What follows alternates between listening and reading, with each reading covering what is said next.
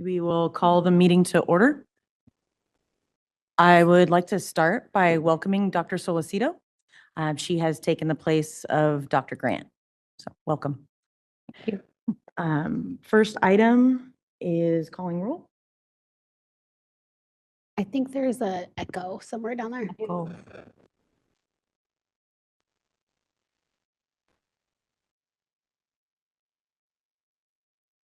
Are we good? Good. Ms. Esri? Ms. Pulaski? Here. Ms. Bowler? Here. Dr. Geckhead? Here. Dr. Nunez? Here. Ms. Sheffield? Here. Dr. Sullivan is absent. Dr. Solicito? Dr. Waterhouse? Here.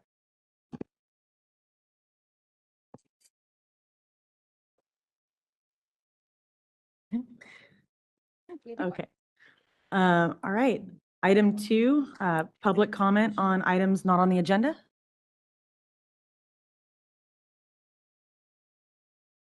Seeing none in the room, moderator, would you please open it up online? Good morning. We are open for public comment via WebEx. If you'd like to make a comment, please raise your hand by tapping that hand button at the bottom of the screen. Dial-in users, dial *3 to raise your hand. And for our mobile device users, you may need to hit the ellipses button, that's the ... in order to find your hand. People will be given 3 minutes to speak, and I'll give you a 15-second warning before your time expires. We're going to take just a few more seconds to see if we have a request for public comment.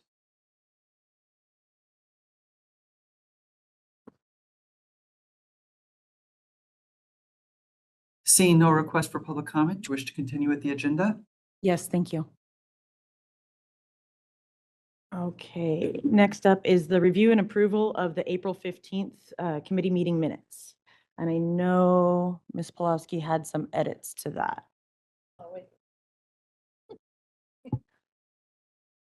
Justin, if you wouldn't mind sharing your screen so we can see the changes that Ms. Pulaski submitted.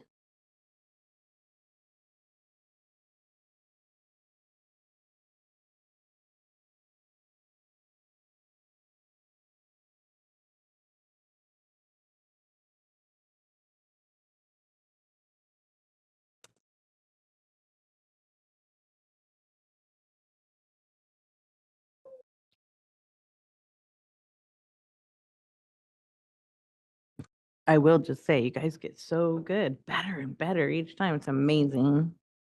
As all credit goes to Justin. Impressive.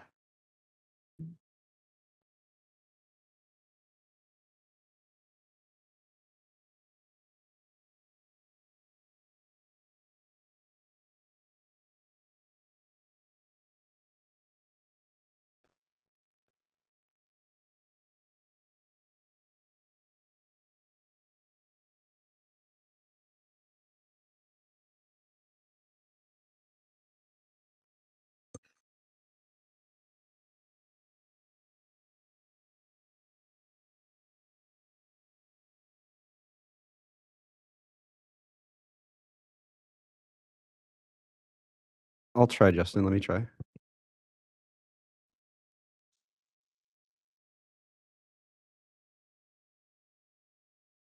All right. Thank you, Matt. I was trying to get to where Christie's first edit was, but now On page 14. Oh, no, it's not that. Sorry.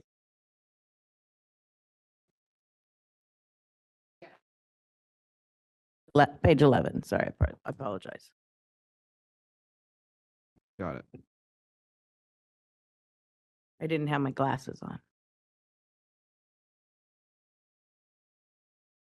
And it's in the 5th paragraph that starts with regard to the board having more of a presence. 3rd line, specifically having more investigators.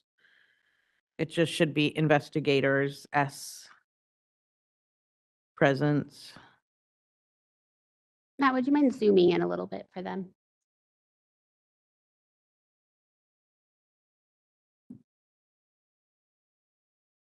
Ms. Pulaski, it seems like it works better if it's investigators present or investigator Investigators present. Present.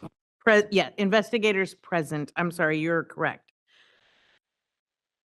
The way it was said has discussed specifically having more investigators present at events. I apologize for not correcting both words.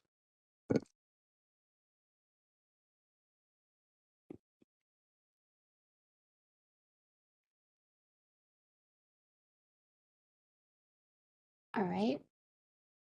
Ms. Pulaski, would you know the next page? Yeah. that- It's page number 14.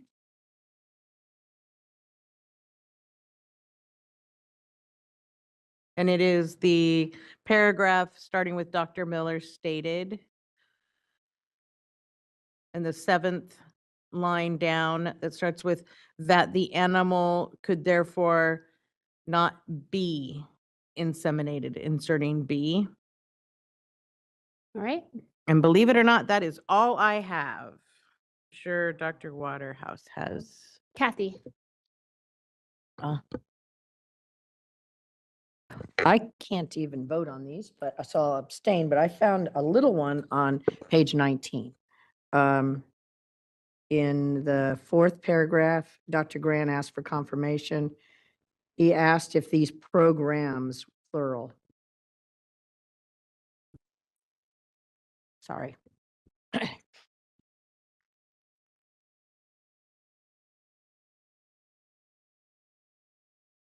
All right. Right there. Anybody else have any amendments?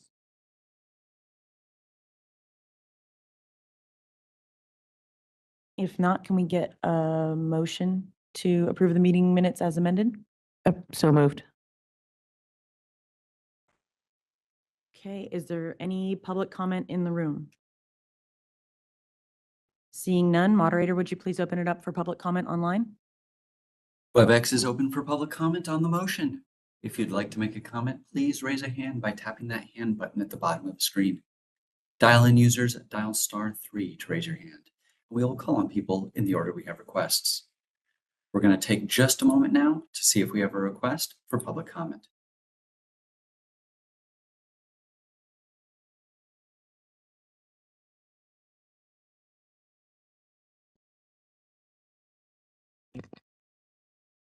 Seeing no request for public comment, do you wish to continue with the motion?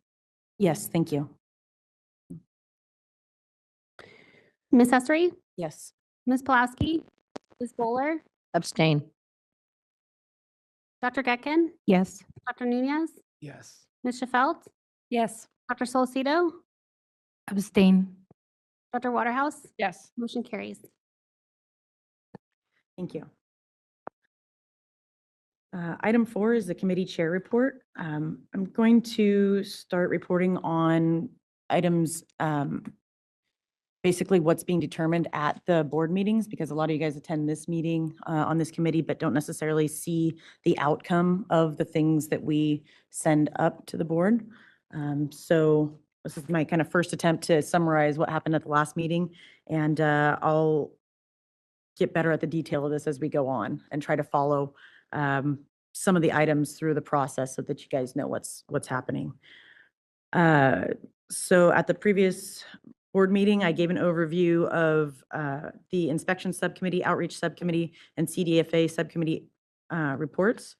And then I individually went through those items that contained action items and discussed those in further detail. So on the recommendation on legislative proposal to amend BPC sections 4825.1 and 4827 regarding veterinary medicine practice exemptions, I presented the materials and the board showed an appreciation for all the hard work that went into this item. Although they were appreciative of the stakeholder outreach, they were disappointed in the contentious tone of some of the responses that they received. Concerns were raised about inconsistencies in definitions, as well as some of the legislative language. And there was a great deal of concern about owners being able to provide first aid to their animals. So a proposal was made to create a first aid and husbandry exemption clause, which ended up being BPC 4827A8. Care was taken to ensure that this was worded properly so that no unintended loopholes were created. The board recognized the importance of finding a balance to permit reasonable care while preventing unregulated and unlicensed veterinary practice.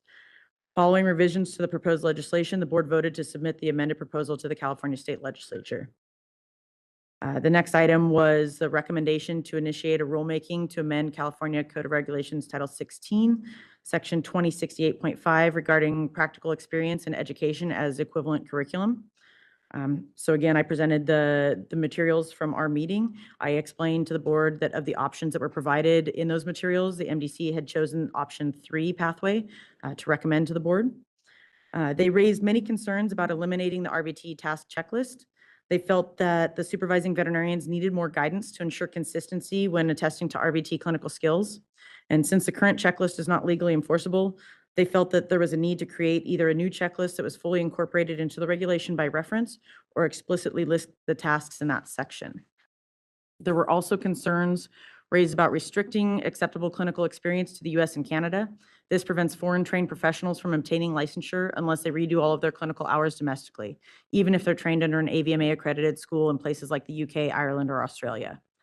The board opted to send this item back to the MDC for additional work, specifically tasking the subcommittee to review the checklist to incorporate or otherwise revise in regulation and to review foreign clinical practice experience for sufficiency for this licensure pathway. And then the final item was the recommendation on legislative proposal to amend BPC Section 4905 regarding the board's fee structure. So with the aid of Ms. Sieferman, the meeting materials were presented and questions from the board were answered. Board staff and MDC members were thanked for their work on this item and were complimented on how well thought out it was. And after minimal discussion, the board voted to submit this proposal to the California State Legislature. If you have anything additional to add from that. No, it was included, and the other thing is that it was included in our sunset bill in 1502, and it's currently moving through their process.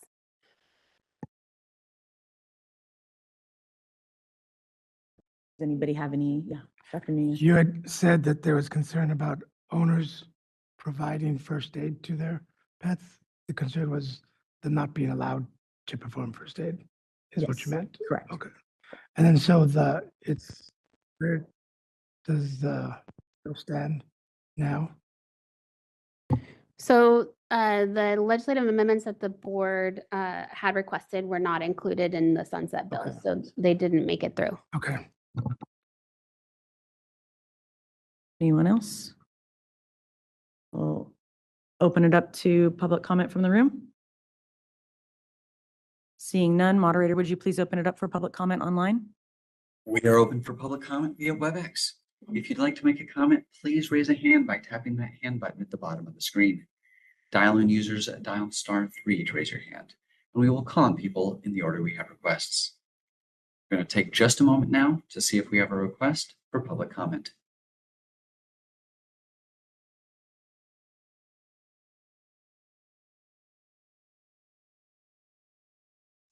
Seeing no request for public comment, do you wish to continue? Yes, thank you. Okay, agenda item 5, update discussion and possible action on recommendations from the Registered Veterinary Technician Subcommittee.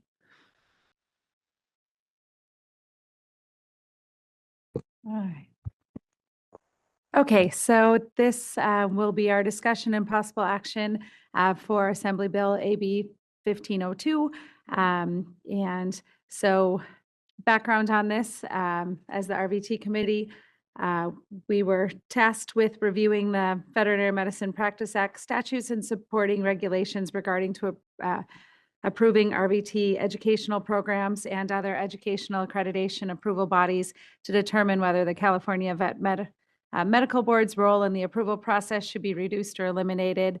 And as part of our review, we did identify a new RVT issue related to out-of-state applicants.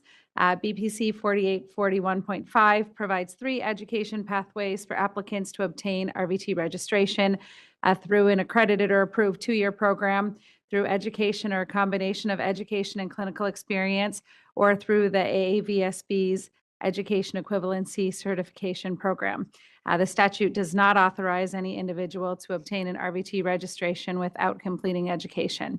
However, the California Code of Regulations Title 16, 2068.6 provides a pathway for RVTs licensed, certified, or registered in another state to obtain RVT registration in California solely through clinical experience. To maintain out-of-state license reciprocity, the subcommittee recommended placing the regulation in statute and clearly identifying the experience-only pathway for RVT applicants licensed in another state. At the board's April 2023 meeting, the board approved the legislative proposal, which was discussed as a new issue in the board's 2025 Sunset Review Report. The legislative proposal to amend BPC 4841.5, which also proposed to require graduation from a college or other post-secondary institution accredited by AVMA rather than approved by the board, was included in the Sunset Bill, which is AB 1502.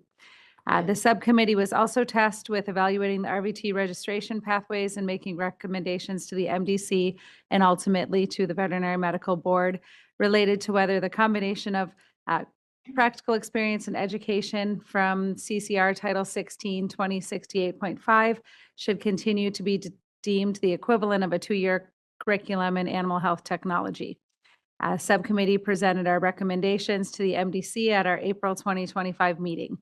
The subcommittee noted that CCR Title 16, 2068.5, Subdivision G requires the directed clinical practice to have provided the RVT applicant with knowledge, skills, and abilities in specified categories and requires the supervising veterinarian to complete a checklist attesting to the applicant's proficiency in specific skill areas within the categories.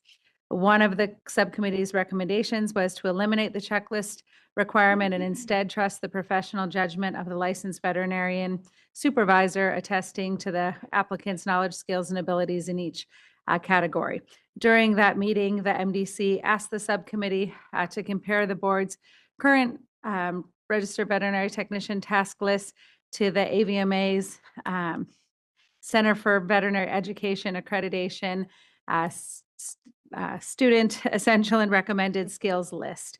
And for the AB 1502 recommendations, while reviewing the checklists and CCR Title 16, Section 2068.5, the subcommittee realized the proposed amendments to Section 4841.5 in the April 30th, 2025 version of the Sunset Bill AB 1502 do not adequately capture the board's intent as discussed in previous board meetings. Upon further review, the subcommittee recommends additional amendments to BPC Section 4841.5. Due to legislative committee hearing deadlines, the MDC and the board would not meet until after the last policy committee hearing on AB 1502. To ensure the amendments made it into the bill, the executive committee submitted the proposed amendments on the board's behalf, and the additional amendments were added to the bill on June 25th, 2025. The board will need to ratify the following proposed amendments at the board's July meeting. For BPC Section 4841.5, Subdivision A, 4A, add AVMA, strike or the equivalent thereof as determined by the board, and add BPPE, and furnish satisfactory evidence of one of the following. A would be graduation from, at minimum, a 2-year curriculum in veterinary technology in a college or other post-secondary institution accredited by the AVMA or the equivalent thereof as determined by the board. In the case of a private secondary institution, the institution shall also be approved by the Bureau for Private Post-Secondary Education, or BPPE. Proof of graduation shall be confirmed through electronic means or direct submission from the college, other secondary institution, or American Association of Veterinary State Boards. The subcommittee is concerned that leaving or the equivalent thereof as determined by the board may be interpreted to apply to an equivalent accrediting entity rather than the equivalent to a 2-year veterinary curriculum. CCR Title 16, 2068.5 currently references this language to define the alternate pathway. However, as discussed in more detail in Agenda Item 5B, the subcommittee believes the alternate pathway specified in CCR Title 16, 2068.5 should be tied to BPC Section 4841.5, Subdivision A4B, which is the combination of education and clinical practical experience as determined by the board. BPC Section 4841.5, Subdivision A4B, we would like to add, all education shall be accredited by AVMA or the Accrediting Commission for the Community and Junior Colleges or approved by BPPE. a combination of education and clinical experience as determined by the board. All education shall be accredited by AVMA or the Accrediting Commission for the Community and Junior Colleges or approved by BPPE. The MDC and the board agreed to remove the board's authority to approve educational programs because the other oversight entities, AVMA, AJJC, and BPPE, provided adequate student protection. However, these entities were not specified in the statute. The subcommittee recommends adding a clarifying statement that all education shall be accredited or approved by one of the oversight entities.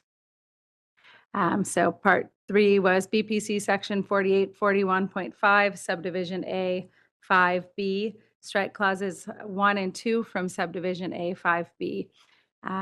B, submit proof of having practical clinical veterinary medicine for a minimum of 2 years and completed a minimum of 2,500 hours of clinical practice in another state, Canadian province, or United States territory within the 3 years immediately preceding filing an application for licensure in this state. The directed clinical practice should have provided the applicant with knowledge, skills, and abilities in the areas of communication with clients, patient exams, emergency procedures, lab procedures, diagnostic imaging, surgical assisting, anesthesia, animal nursing, nutrition, dentistry, animal behavior, and pharmacology.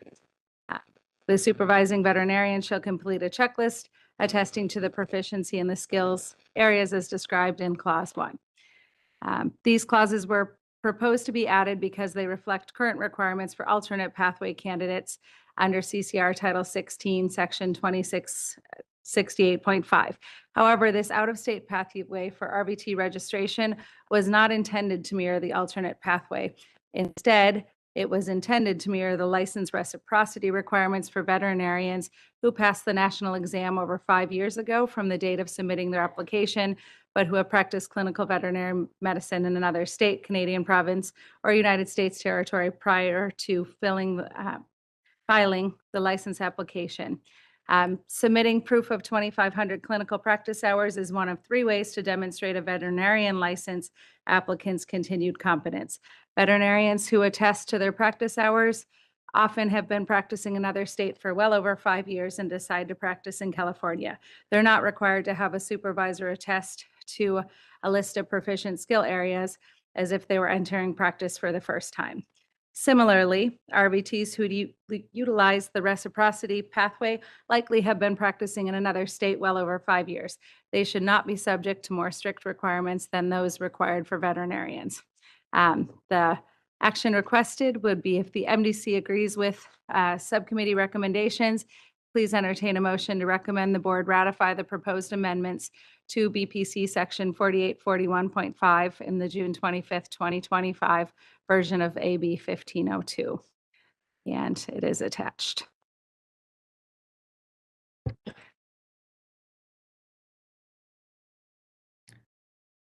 Anybody have any discussion on that?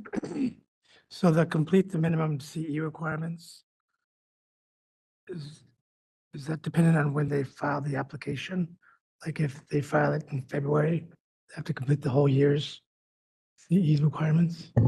So it would be for the 2 years immediately preceding. So if they applied today, the last 2 years of CE would count toward that requirement. They would just submit their continuing education.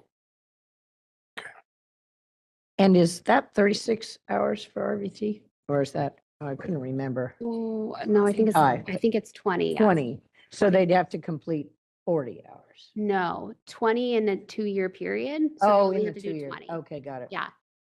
And then do we need to remove the pay for veterinary technicians section since that program doesn't exist anymore? What section are you looking in? Right above it. Educational equivalency. What did he just ask? I'm sorry. So he's asking if we should remove currently exists by AVSB anymore. We could request it or do a cleanup bill next year to include it in there. Or you could keep it in.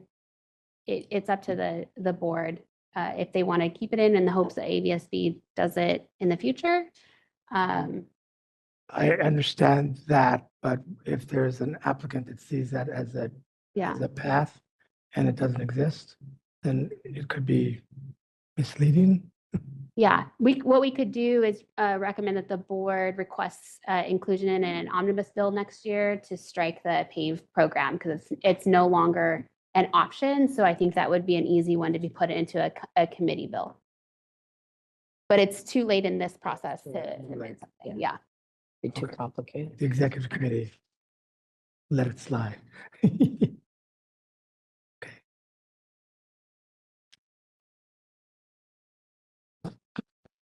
Anything further from the committee?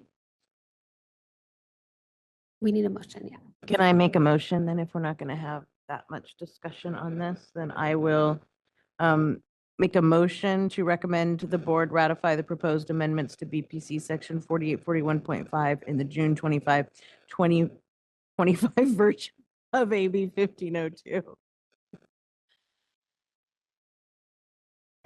I second that. All right. Okay, any public comment from the room?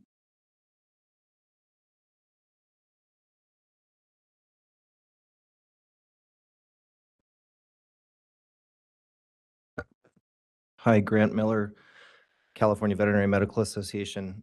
I have concerns about, as I read this proposal, to remove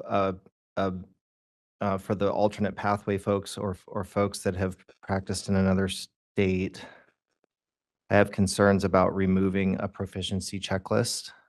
And I understand that the reasoning, at least for part of this, the board says that the analysis says that RVTs who are using this reciprocity pathway have been practicing in another state. They may have been practicing for well over 5 years, and they should not be subject to more strict requirements. The problem is that RVT education and what they're allowed to do in each state varies. So veterinarians can do the same thing in every state.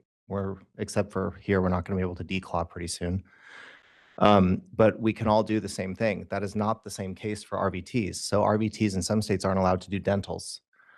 And so here we're saying that if they're coming in by reciprocity, we're just going to assume that they can do all those things that we previously were, keeping a closer eye on. And so I would just like to request that the MDC have a little bit of discussion around that reciprocity piece of them coming from another state. Is it okay to just say, well, we're assuming they've practiced for well over 5 years, and we would like to keep it the same as veterinarians, even though we know that RVTs in other states have much different looking professions than they do in California. Thank you. Thank you. Any further public comment from the room? Seeing none, moderator, would you please open it up for public comment online? We are open for public comment on 5A. If you'd like to make a comment, please raise a hand by tapping that hand button at the bottom of the screen. Dial-in users dial *3 to raise your hand, and we will call on people in the order we have requests. We're going to take just a moment now to see if we have a request for public comment.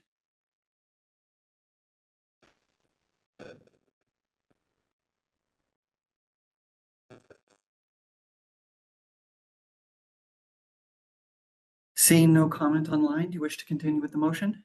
Yes, thank you. Any discussion? Do we have discussion based on public comment? I do hear it. I hear it. I understand it. I don't disagree with it. Do I have concerns about it? Yes. However, I think that there are many RVTs here that don't get to do dentals. I think it's a problem. I think that they are still tested on the same thing. They are still, regardless of where they are, they still have the same test. So it's a concern, but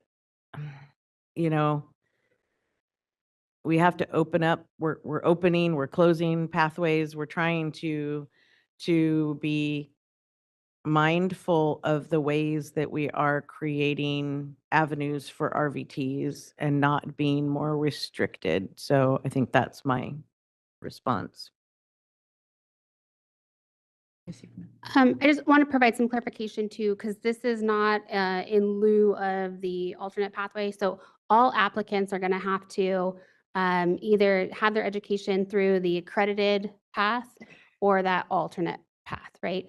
This 2,500 practice hours is tied to whether they passed the national examination over 5 years ago.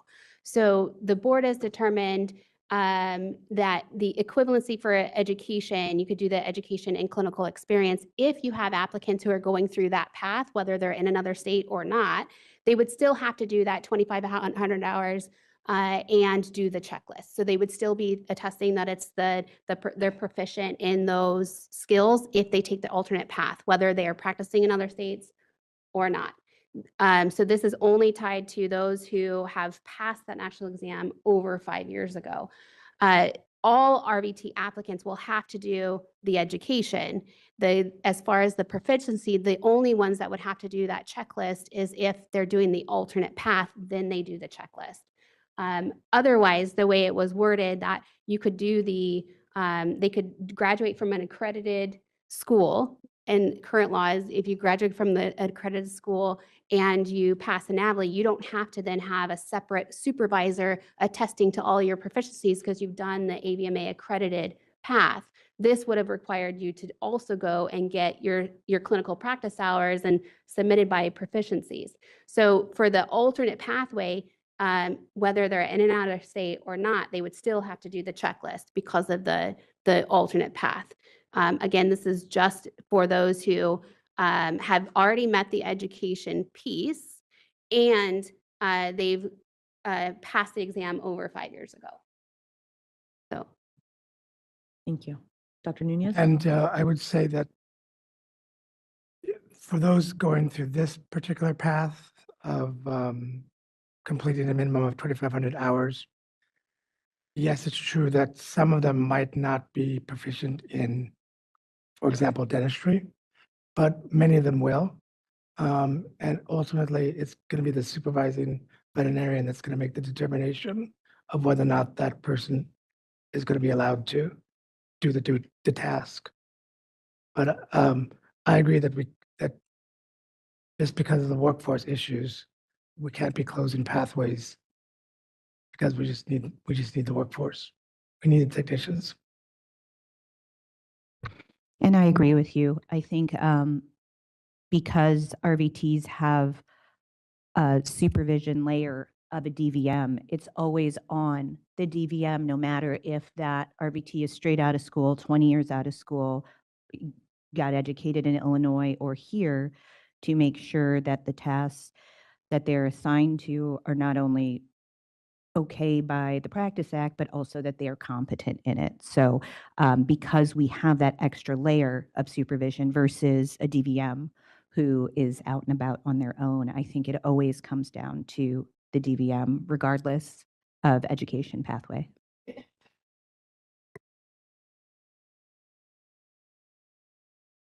Anything else? Ms. Esri, Yes. Ms. Pulaski, Yes. Ms. Bowler, Aye. Dr. Getkin, Yes. Dr. Nunez, Yes. Ms. Shefelt, Yes. Dr. Solocito, Yes. Dr. Waterhouse. Yes. Motion carries.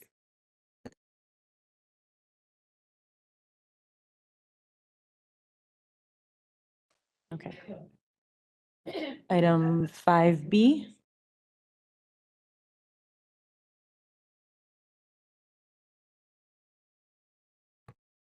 Okay, I'm going there, sorry. Okay. Sorry.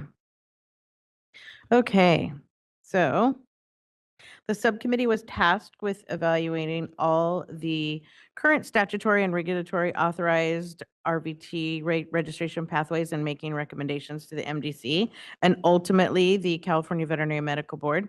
As a result of several stakeholder meetings and upon the recommendation of the MDC, the board at the January 2025 meeting voted to repeal one of the existing pathways, which allowed the RVTs who were licensed out of state and had no educational requirements to be licensed in California and to initiate a rulemaking.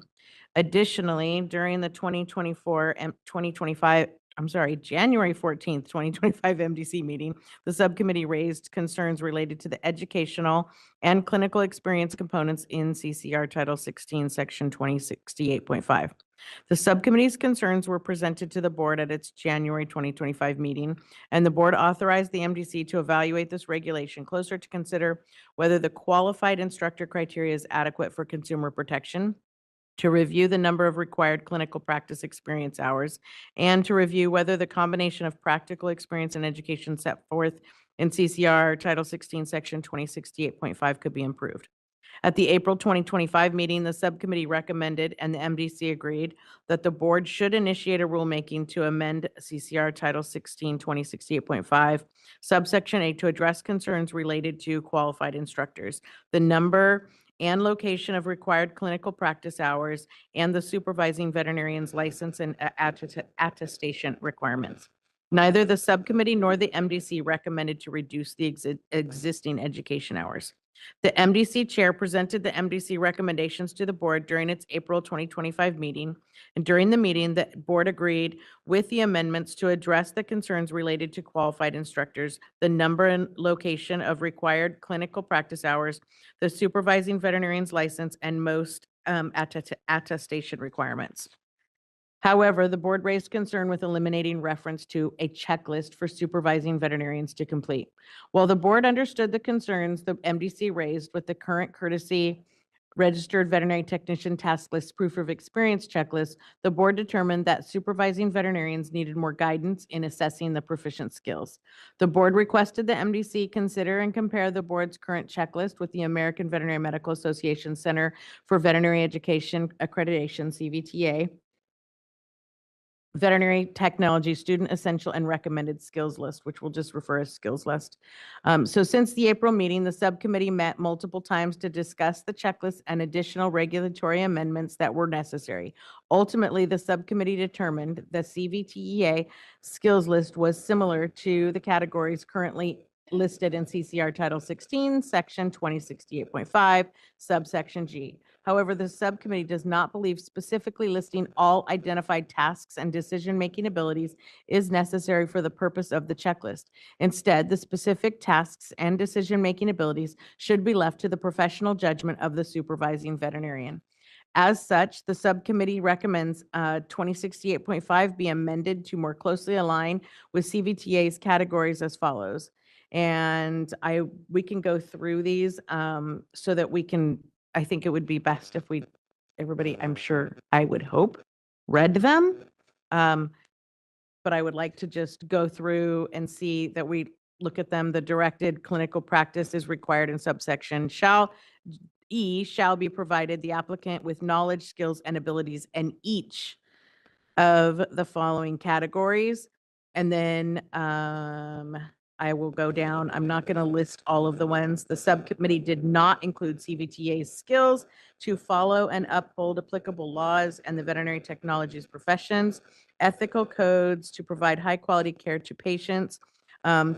This is because the laws vary state by state, and it would be challenging for supervising veterinarians and RVTs applicants to know which state laws are applicable and which are not. This is also there's no statutory requirement for veterinarians or RVTs to follow and uphold to the profession's ethical codes. Going to page 4, just to note regarding the last category, CVTA's 9th category requires avian, exotic, and small mammals procedures. The skill also specifies students understand the approach to providing safe and effective care for birds, reptiles, amphibians, guinea pigs, hamsters, gerbils, and ferrets. However, alternate pathway RVTs may not be exposed to all those mammal types in an everyday clinical practice. In addition, avian, exotic, and small mammal procedures are included in the national exam, so the RVT applicants will already demonstrate knowledge in these areas. So we changed the and to an or in our checklist.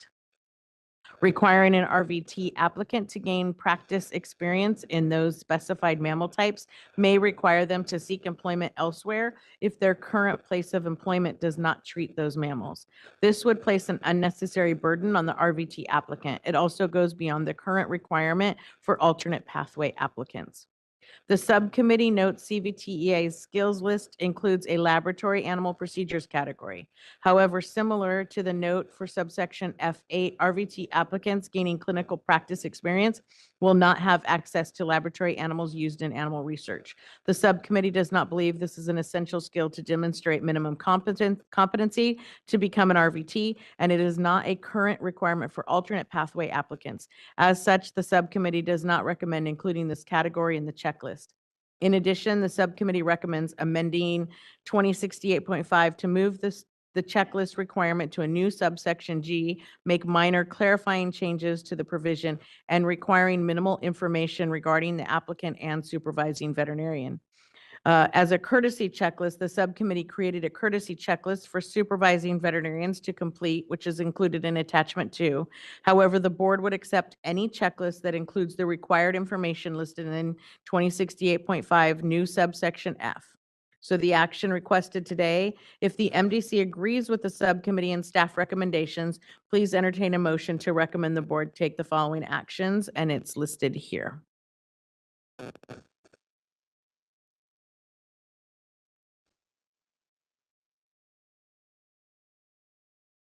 Does anybody have any questions or discussions? Talked a lot about a checklist last time, and now we're going to go silent.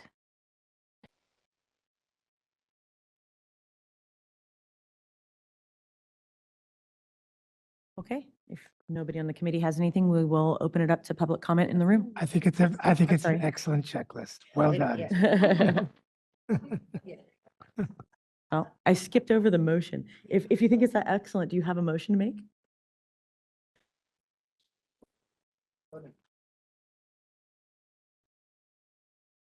A script.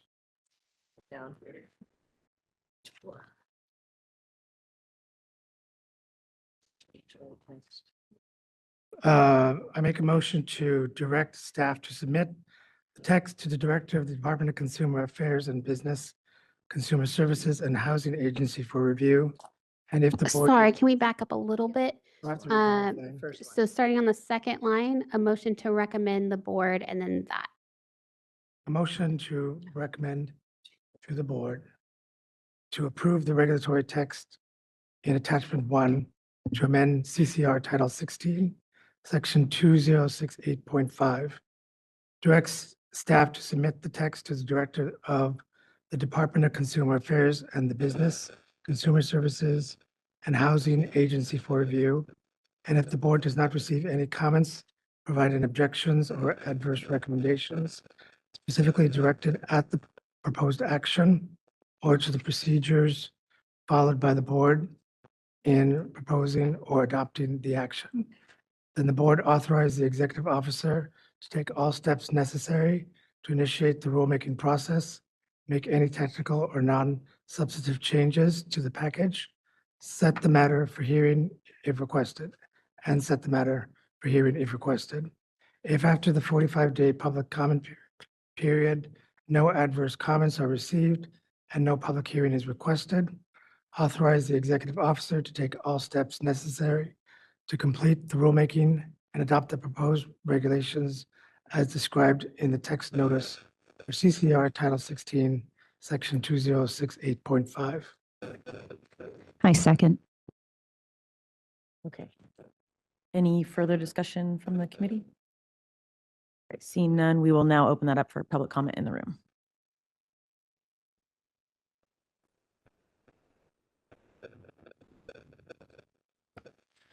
Grant Miller, California Veterinary Medical Association. Thank you very much for taking another dive into this checklist and just revisiting it from the last meeting.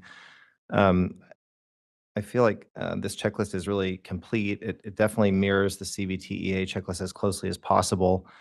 Just a couple of general comments. If the committee chooses to keep item 8, avian, exotic, or small mammals procedures there like that, I'd like to point out that I have found in the Practice Act numerous instances in the Practice Act where those with an educated eye who read it recognize that large animals were not considered in the writing of that reg. I think many of us have been stifled by that. If 8 were not here, it would look like we considered large animals in this reg because everything else prior to 8 in the checklist could be any species of animal. But when you call out avian, exotic, small mammals, it almost, in a way, like quietly excludes large animals. I'd like to point out in the CVTEA checklist, which I'm sure you found, the majority of the items under avian, exotic, and small mammal are they have an asterisk next to them, which means you can do it, you don't have to do it. Now, that's hard for us in regs because everything in regs is a minimum standard. So we can't just say, well, if you want to do it, you can.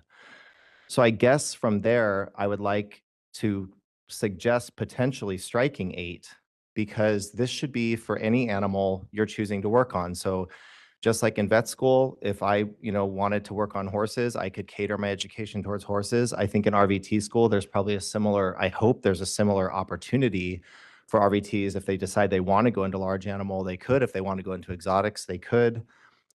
So by calling out those exotics there, it seems a little lopsided, and it seems to me, once again, ignorant of the large animal piece. And rather than going further down that road and writing in horses and cattle and whatever else, I would think, given that most of the CVTEA requirements for those avian, exotic, small animals are kind of asterisked, meaning you can do it or you don't have to, perhaps we don't want to, and we want to just take out number 8. So thank you for considering those suggestions. Thank you. Seeing no further public comment from the room, moderator, would you please open up for public comment online? We are open for public comment via WebEx. This time it's for the motion on 5B as in Bravo. That's Assembly Bill, it's to modify the Code of Regulations. If you'd like to make a comment, please raise a hand by tapping that hand button at the bottom of the screen. Dial-in users, dial *3 to raise your hand, and we will call on people in the order we have requests. We're going to take just a moment now to see if we have any additional requests for public comment.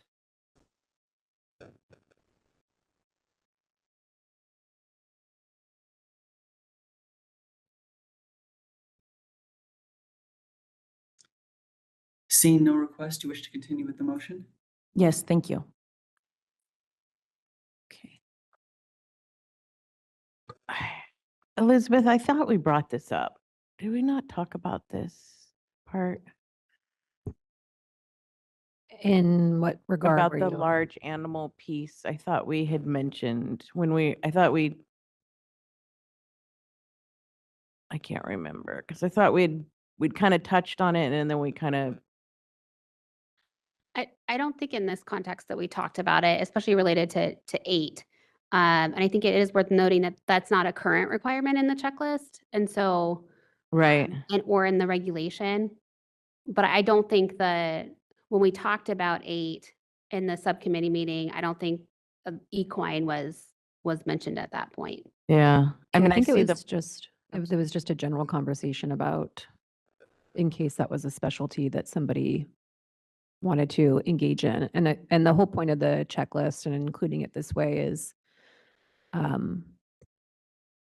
not all of the RBTs will do this, but it's providing that opportunity for the few that might.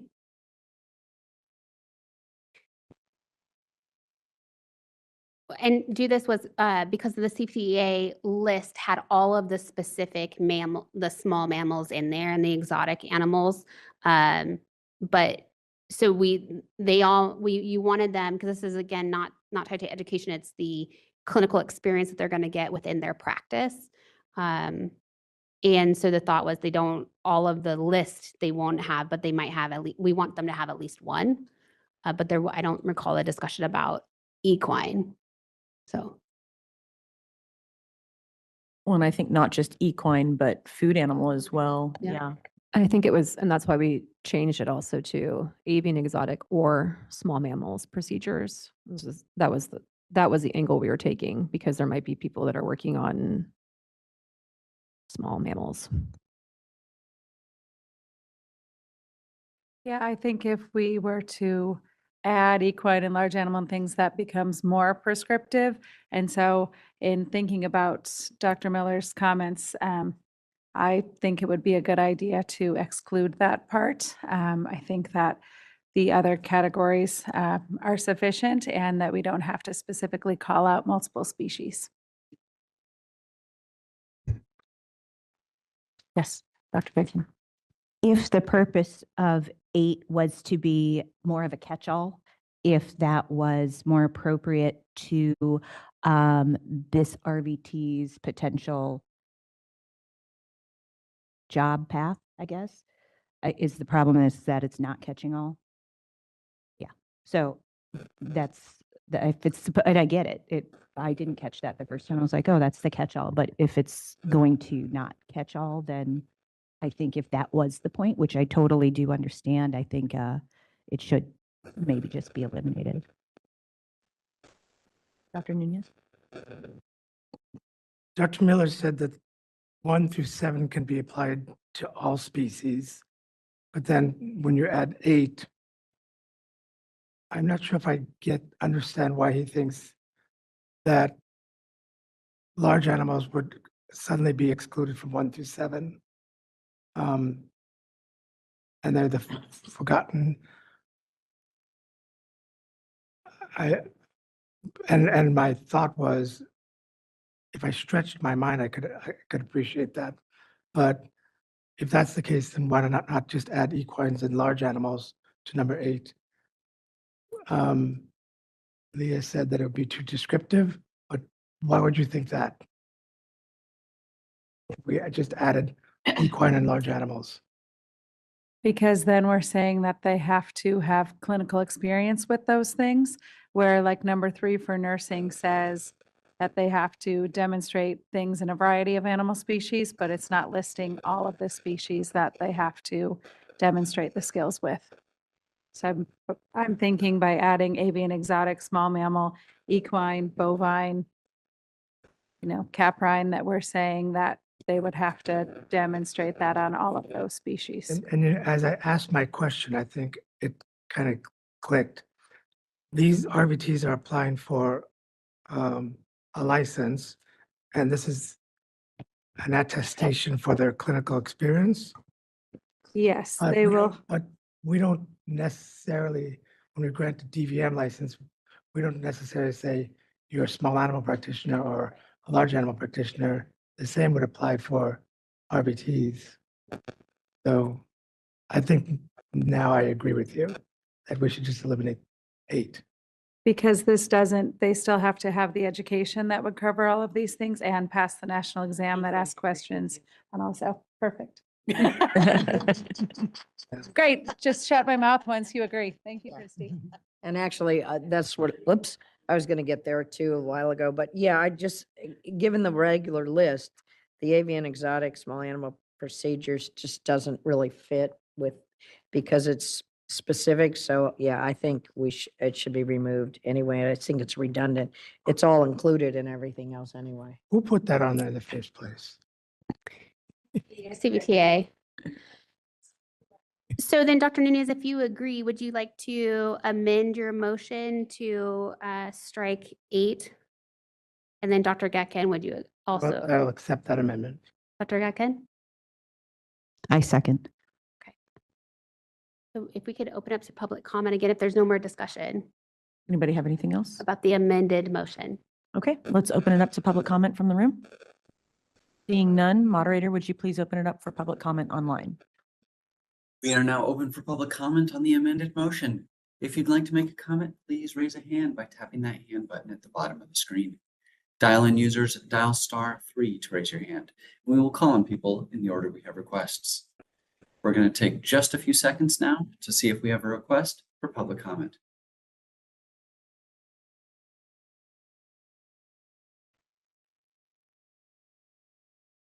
Seeing no request online, do you wish to continue with your motion? Yes, thank you. Ms. Esri? Yes. Ms. Pulowski? Yes. Ms. Bowler? Aye. Dr. Gatkin? Yes. Dr. Nunez? Yes. Ms. Shefelt? Yes. Dr. Solocito? Yes. Dr. Waterhouse? Yes. Motion carries. Thank you. On to agenda item 6, update discussion and potential action on recommendations from the inspection subcommittee. Guess what? It's me too. Sorry. Okay, take a deep breath. The subcommittee continued updating the hospital standards evaluation checklist to help licensees maintain in compliance with regulations. Since the MDC's April 2025 meeting, the subcommittee continued to meet and revise the checklist. Concerns were raised with the board's radiation safety guidelines and its origins. One area of concern centered on possible duplication of efforts of the Radiologic Health Branch, RHB. RHB is under the Radiation Safety and Environmental Management Division of the California Department of Public Health. Through their inspection program, RHB enforces the laws and regulations as they pertain to radioactive material and protection of the public from such material. On May 13th, 2025, board staff met with RHB's section chief of the Radiation Machine Inspection, Compliance and Enforcement Section. He stated the guidelines were created under the guidance of the previous RHB supervising physicist sometime in 2012. He went on to state his agency had no issues with the guidelines since the information is accurate and no regulatory changes have taken place since the guidelines were created.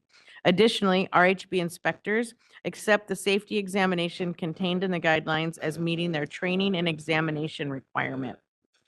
Board staff and the RHB, and when we're talking about the safety guidelines, I don't know if you all know about the safety guidelines taken in the test that we all give our team members when they have to take a test and those guidelines. Board staff and the RHB section chief also discussed continuity of the guidelines and which office may be better suited to maintaining and updating the document. They discussed the potential for other agencies to maintain and update the guidelines as needed. RHB's section chief was open to the possibility of RHB taking over the guidelines if no other viable options were identified. The section chief further discussed RHB's inspection process. Their goal was to inspect their licensees approximately once every 5 years. Their inspection process essentially mirrors the board's process as it pertains to radiation safety, specifically CCR Title 17, Division 1, Chapter 5, Subchapter 4, commencing Section 30100. Given the redundancies of the inspection process, the subcommittee discussed removing radiation items from the checklist and the importance of maintaining RHB information links in the document, particularly since RHB provides multiple resources specifically for veterinarians. And to help along with this process, I was inspected by RHB during our subcommittee meetings.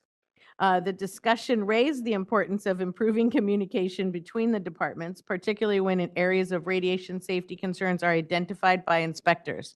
The board and RHB intend to continue this collaboration and intend to report any violations found that may be within each agency's jurisdiction. Lastly, the subcommittee identified a number of potential statutory and regulatory changes since some of the items in the checklist based on statutes and regulations do not correspond to the way the industry operates. Authority to inspect boarding facilities.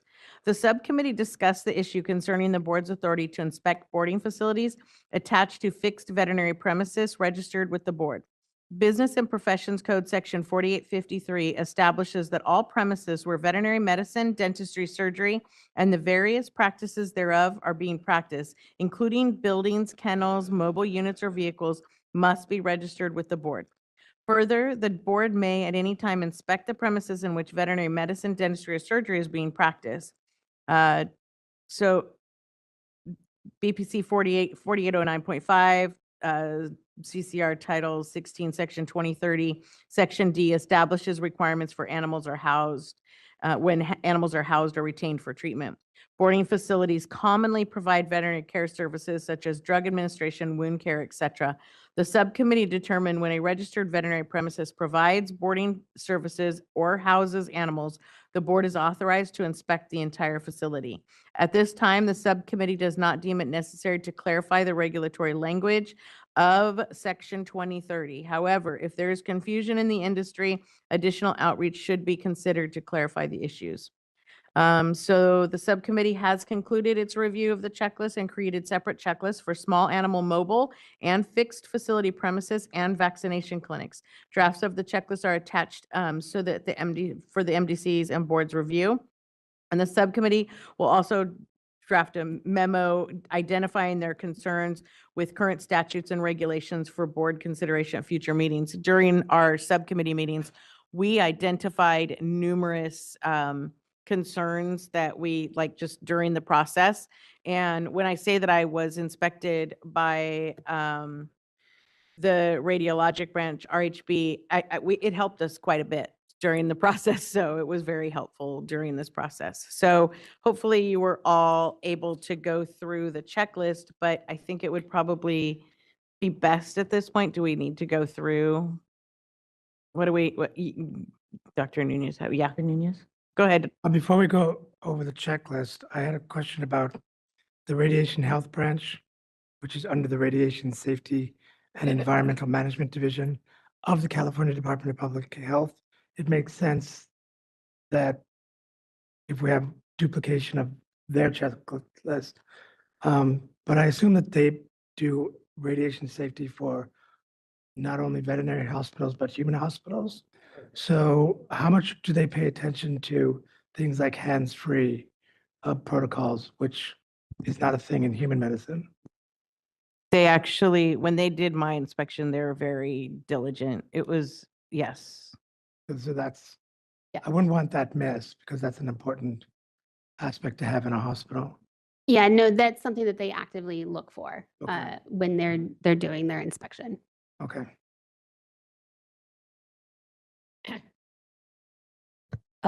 See, when you, excuse me, it makes, all of this makes perfect sense. And on the veterinary boarding facility, sort of component, did you end up having to update the inspection protocols for premises for boarding facilities, specifically activity, dog activity, space, boarding, the kinds of things you would do in a kennel situation? We Or did is that not, already there? we did not do anything regarding inspections of a boarding facility because it still falls under Under the the premises? Yep. Okay, thank you. And just to be clear, these are not standalone boarding facilities. they're These part- are when they're tied to a registered premises and they house the animals in one part of the premises, but they're also providing veterinary services. They, That is still part of the inspection. right, they may be providing veterinary services. They don't, Right. it just depends on the client, I suppose. Yeah, so when the Okay. inspectors go out, they ask what kind of services that they're providing in those locations. And so if they're doing any kind of services there, the inspectors are Right. And if they're doing services to one animal, they inspect the whole place. Yeah. Perfect. And just a couple quick clarifications for the checklist, the MDCN, we're not asking for approval for these checklists. They're just educational outreach materials that we want to post. So we're really just looking for feedback. The posted checklists right now, there's a lot of confusion in there. There's some objectives that are not entirely aligned with law. And so a lot of those were removed and clarified, and the subcommittee had numerous meetings. I tried to go to many, but I missed many. But I just thank the subcommittee and staff for being able to put this together. There are parts in there where there's an asterisk on where it's referring to 2030 and it's not maybe in current law. And that's because it should be updated with the new alternate premises rulemaking package that's coming. Go ahead, Tara. I think perhaps the subcommittee needs direction as to whether to post checklist now before the alternate premises rulemaking is approved and effective, or wait until that package is effective. Because in my review of the checklist, they're not tracking existing law, and they're not quite tracking the alternate premises rulemaking that's coming up either. So, I think the concepts of these checklists are great. If there's any, formatting or anything else to provide, I think that's really important. But for the public, the checklists need to be revised a little bit more for consistency with the regulations.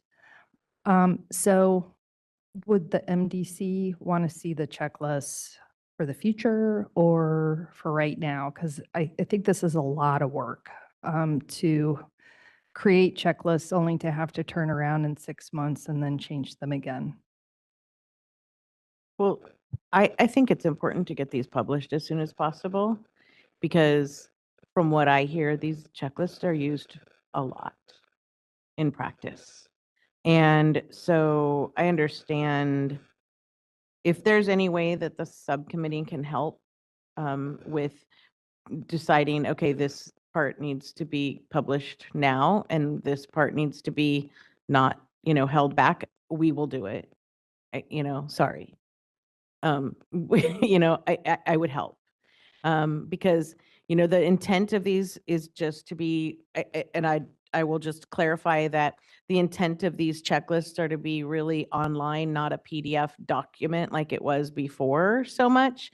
The intent of these checklists are, if my understanding is that it's going to be an online document so that if somebody wants to click on it to get the reference for the law that it's referencing, they can click on it and go right to the law. There's no more confusion. They're not going to say, well, where did you get that from? Where did that come from? Why are you quoting that? Why are you, and just to make it easier for everyone involved, inspectors, everybody, there's no more ambiguity. And so I want to make it easier in the long run. If it's difficult for them to do that, I want to do what's easier for staff, but whatever the subcommittee can help, I want to help. Well, and maybe too, because again, we're not asking for approval, so it's just providing feedback on the document. So we could just make it more clear of what is current law. And then, because I know the subcommittees, a lot of it is already talked about, once the alternate premises package becomes effective, that they'll have to be making notes of what needs to be updated at that time too. So we could do it quickly to do, but they wanted the goal. And quite frankly, the goal was to have this done at the last meeting, and that we weren't successful in that. So we understand that there's a delay, but they still wanted to have it posted. And I do think one major difference with this item is that this is like a living, breathing, daily thing. This is not only, the point of this is to educate premises and veterinarians on how to stay compliant, but the honest truth is this is how the inspectors are also trained off of. We're doing inspections now. This is a daily thing. So this in particular is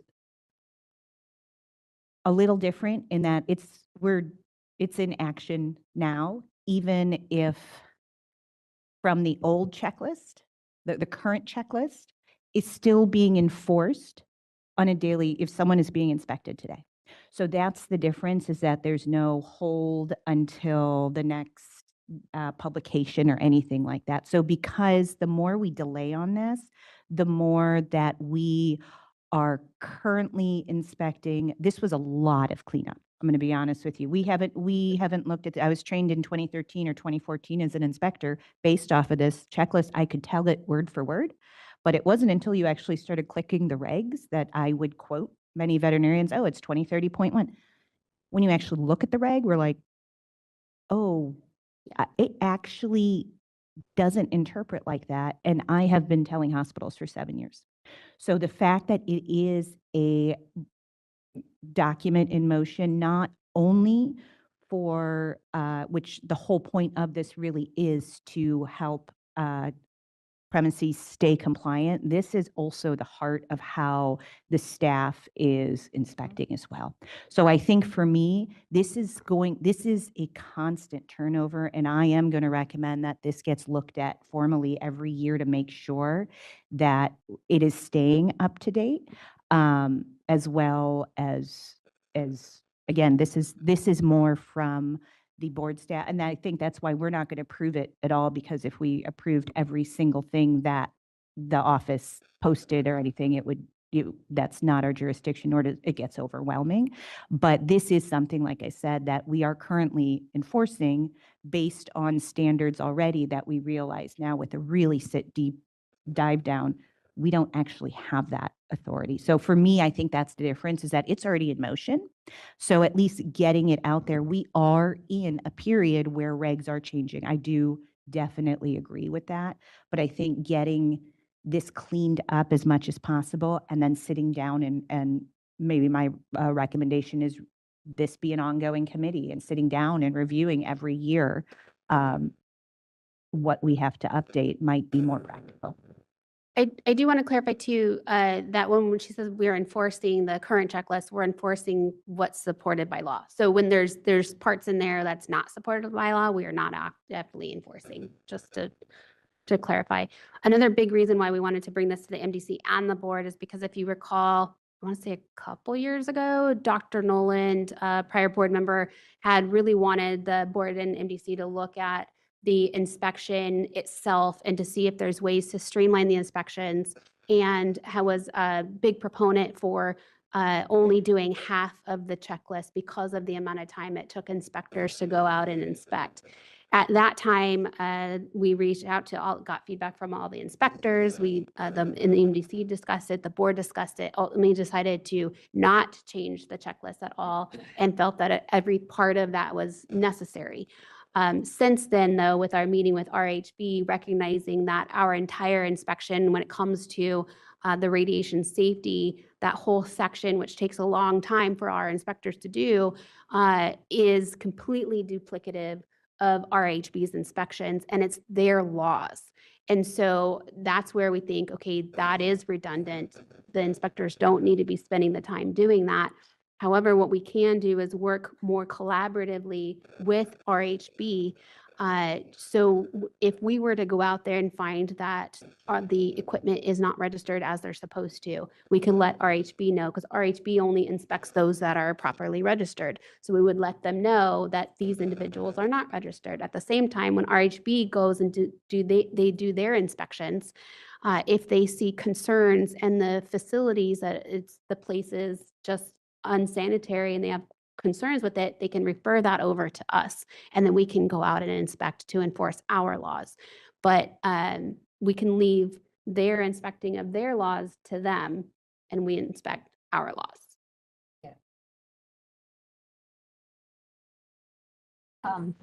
Thank you. I wanted to just thank the committee. I think these, as a consumer and for public protection, I think these inspections are really important. They're very expensive and time consuming, but I think they're important for consumers and also for the practitioners.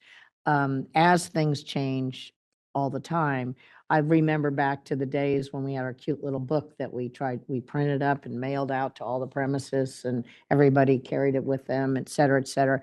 The online immediate ability to have real-time, accurate information is, I think, key. A little concerned, and putting it out there after all this work that you've put out now, I think you want to do.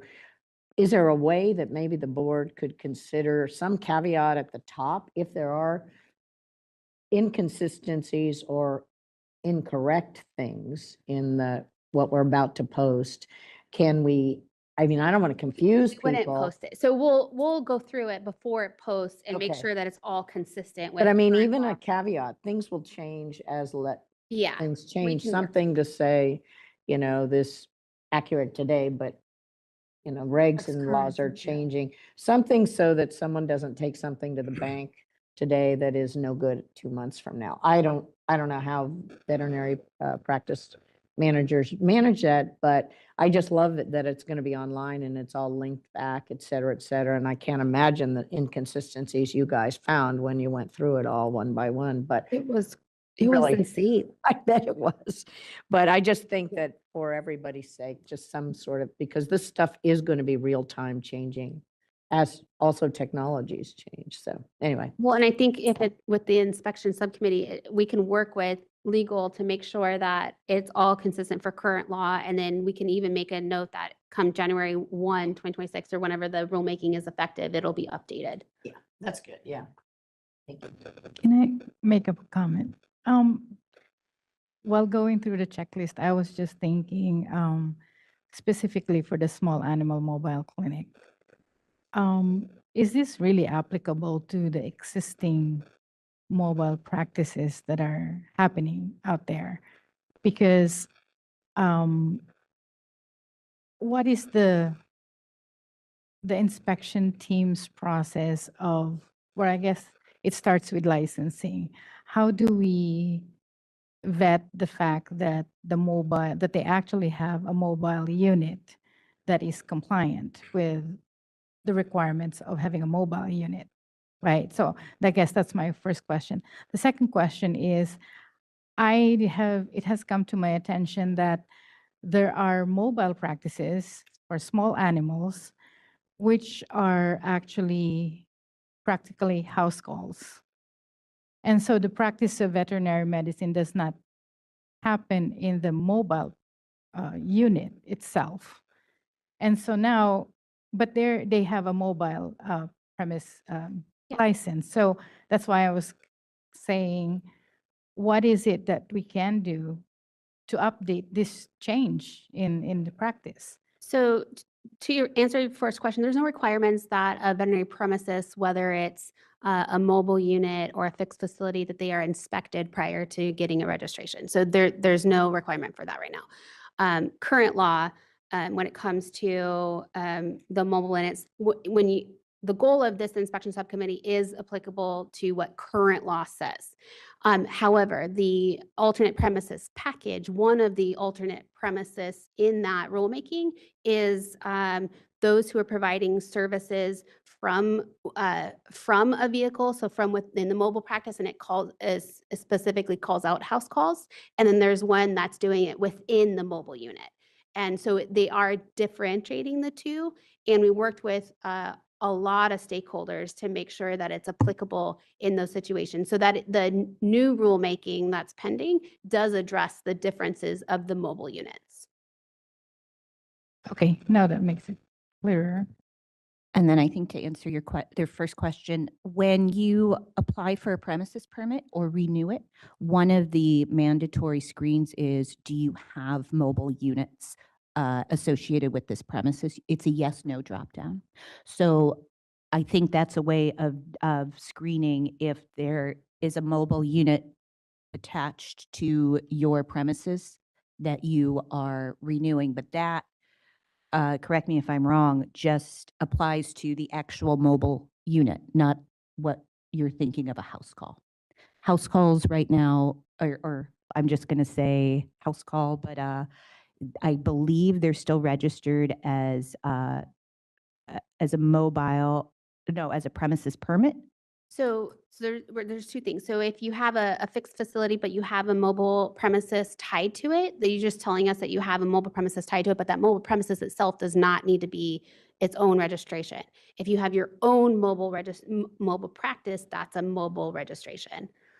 So If someone is providing services like in-home euthanasia and a patient does not step onto their car, meaning the medicine occurs at that person's house, you are still under a premises permit, right. period. Which I Registration. think it's still as if it was a fixed premises, correct? It's a veterinary premises registration, yes. Yes, yes. Where are we with the alternate premises rulemaking? So it's currently in process still, and the public comment period is open. It closes at the end of August. And so Comment period? potentially, but if we do get written public comment, then with objections or adverse recommendations, those would come back to the board. I do think that we are going to get some public comment related to some entities who would like to provide MASH style clinics and mass spay and neuter clinics at a big setting like a gymnasium. I think they have concerns with the fact that they have to have a separate surgery suite and a door that seals from floor to ceiling. That's a concern for there. So I think that they're going to submit public comment related to that. So what the process looks like is they submit that written public comment during the public comment period. In October is when the board will review all of the public comments that are part of that package and decide how they want to respond. If the board agrees and wants to make amendments to that package, they can go out for another 15-day public comment period to try to address those comments and then go from there. So ideally, it'd still be effective January 1 of 2026, but there is more opportunity for public comment. Okay. How many alternate premise types are in the language, the proposed bill right now? Ugh, off the top of my head, four? There's the fixed, the from, within, and the large animal. So there's 3 lists here in this package. Vaccination clinic. Yeah, I Um, think there's 4. There's 3 lists here, fixed, mobile, and vaccinations. Do we want this committee to start to work on lists that are in the? They will. committee? Yeah, so this was, their goal was to get something out right now because the current checklist itself is not the greatest. So they're working on something to get it out that's more accurate now, but they are going to update the checklist once those new regs are effective. Okay, I have to agree with what Kathy said, that, because if I'm a licensee and I want to start to do a vaccine clinic, and I look at the requirements for a vaccine clinic, they're going to change with the new, I think there's Mhm. different medical records. In requirements. January. I'm just a licensee and I just want to know what I need to have on my list. Right. I'm not going to know that in a couple of months, everything's going to change. So it might be a little misleading. Maybe put make it clear in the very beginning on the first page that these are subject to These are change new, with the pending rulemaking. Yeah, We can even give them a link to the rulemaking on it too. yeah. Dr. Goodkin? And it's just a reminder that if you're a licensee manager and your name's on that, it is your responsibility to keep up with changing regs. Like I said, this is a living, breathing thing. As regs change, this is going to affect that, right? And keeping your finger on the pulse is one of the, I think, just inherent duties as a licensee manager. But that's something, and just a reminder that we can only interpret what's in reg now. So even though we know that it's going to change, we aren't chasing that at the moment because, as Jessica pointed out, that might take a while, right? People will comment, and then we have to wait for the next board meeting, and then something might get turfed back and stuff. How we want to make sure that we're staying as regulated as possible because we don't know how long it is going to take for that to finally come through. So our thing is, well, we can only go off of what's in here. So let's start with what's in here because we see so many changes that need to be made to the current checklist. But as I was saying, it's kind of hard to say. We get it because we know there's going to be a lot more changes coming up, but it was to a point that we're like, we can't just sit here and chase that change because we don't have control of that timeline. So let's sit down and, based off of what is in the regs now, let's clean up what we have now. But it will be, we acknowledge it's going to be a bigger moving target depending on what's coming ahead. And I want to clarify too, the alternate premises package, it has the minimum standards in the very beginning for all veterinary premises.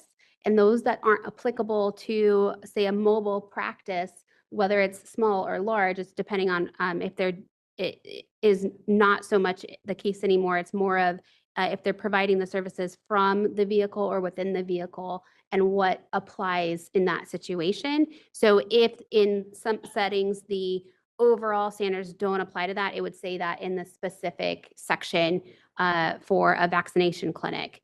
So you have the overall standards for the veterinary premises itself, and then you have separate ones for a small animal fixed veterinary premises. You have mobile veterinary premises, which would apply to small and large animals.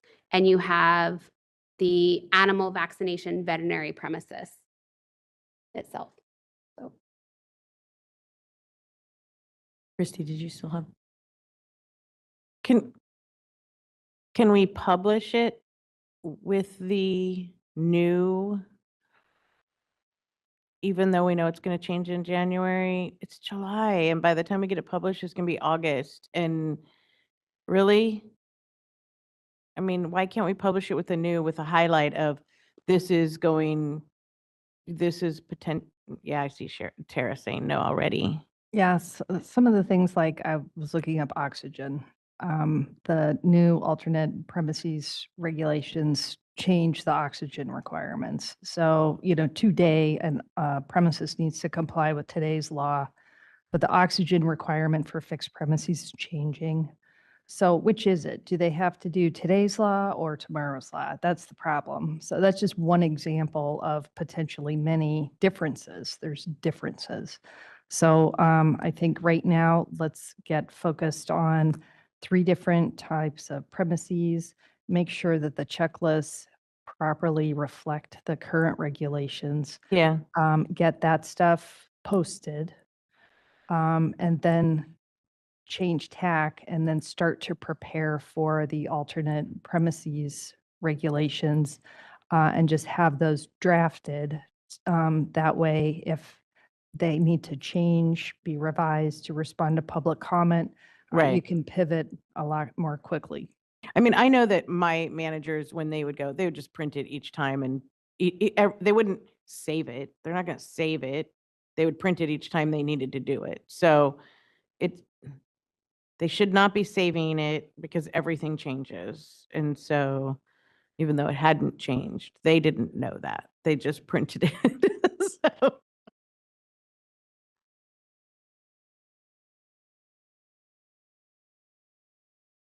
Okay. All right, if nobody has any other comments, we'll open it up for public comment in the room.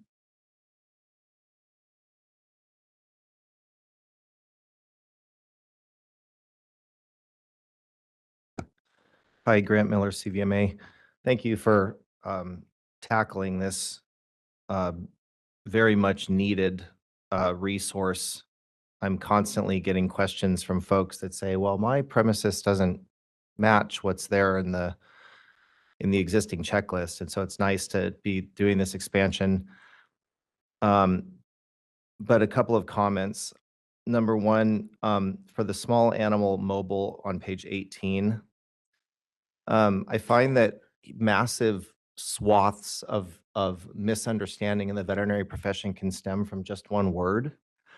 And oftentimes I get calls from veterinarians that say, I operate an equine house call and I don't need a premises permit, right? Because I don't have a premises.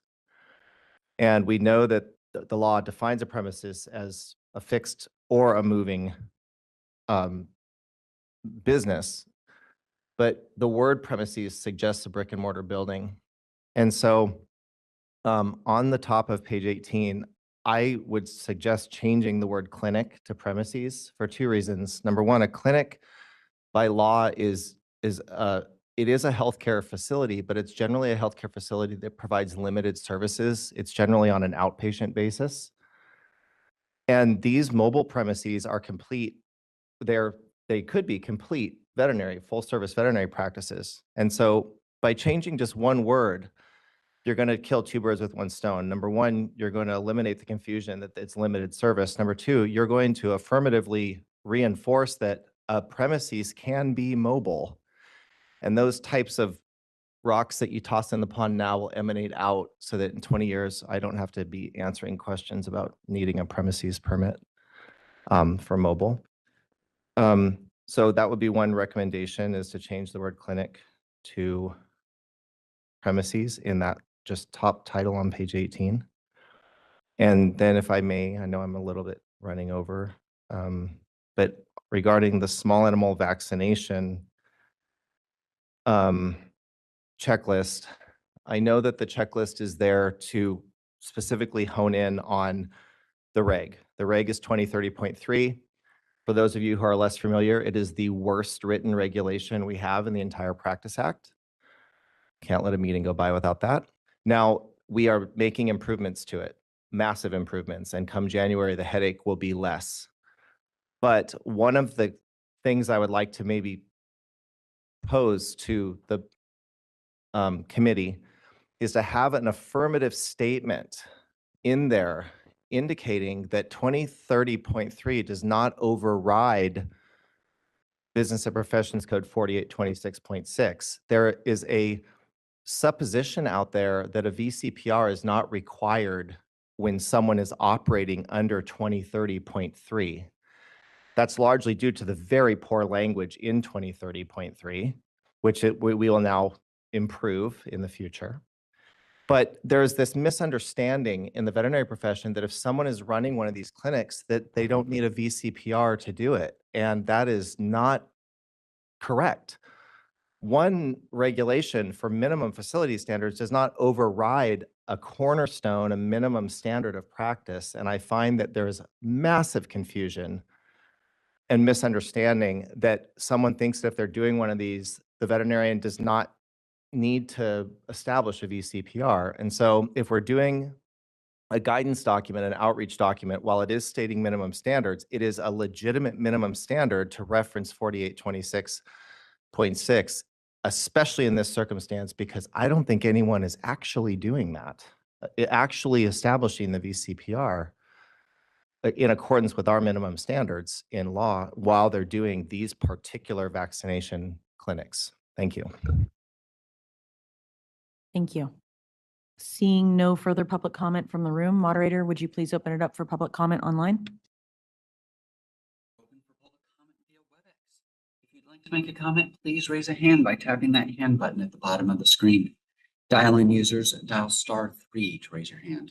We will call on people in the order we have requests. We're going to take just a moment now to see if we have a request for public comment.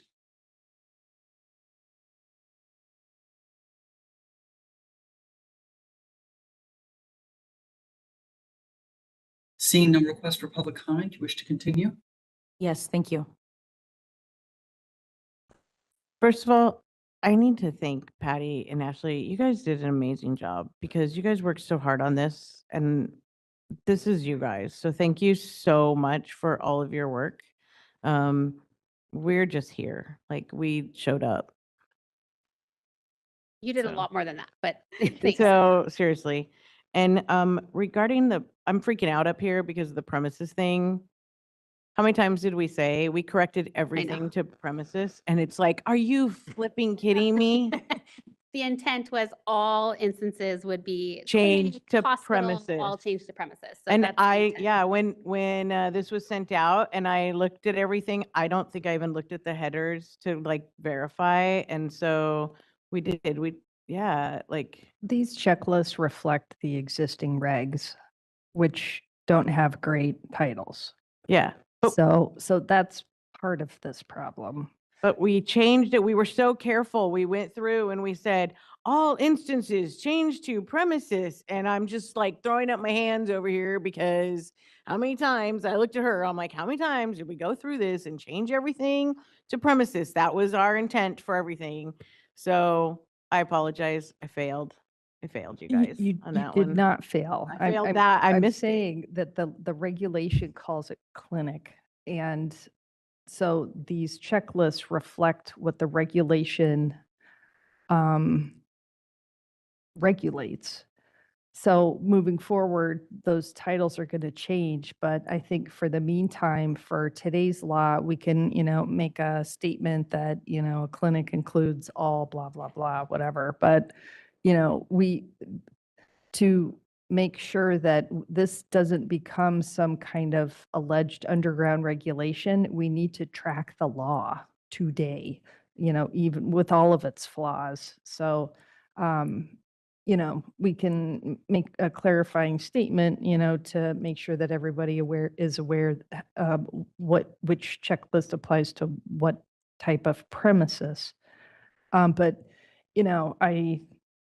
if you're complaining or you're concerned that clinic was changed to premises and now it's clinic again, that would be me. I would say not all of my requested changes were made, but suffice to say that these are great points to bring up.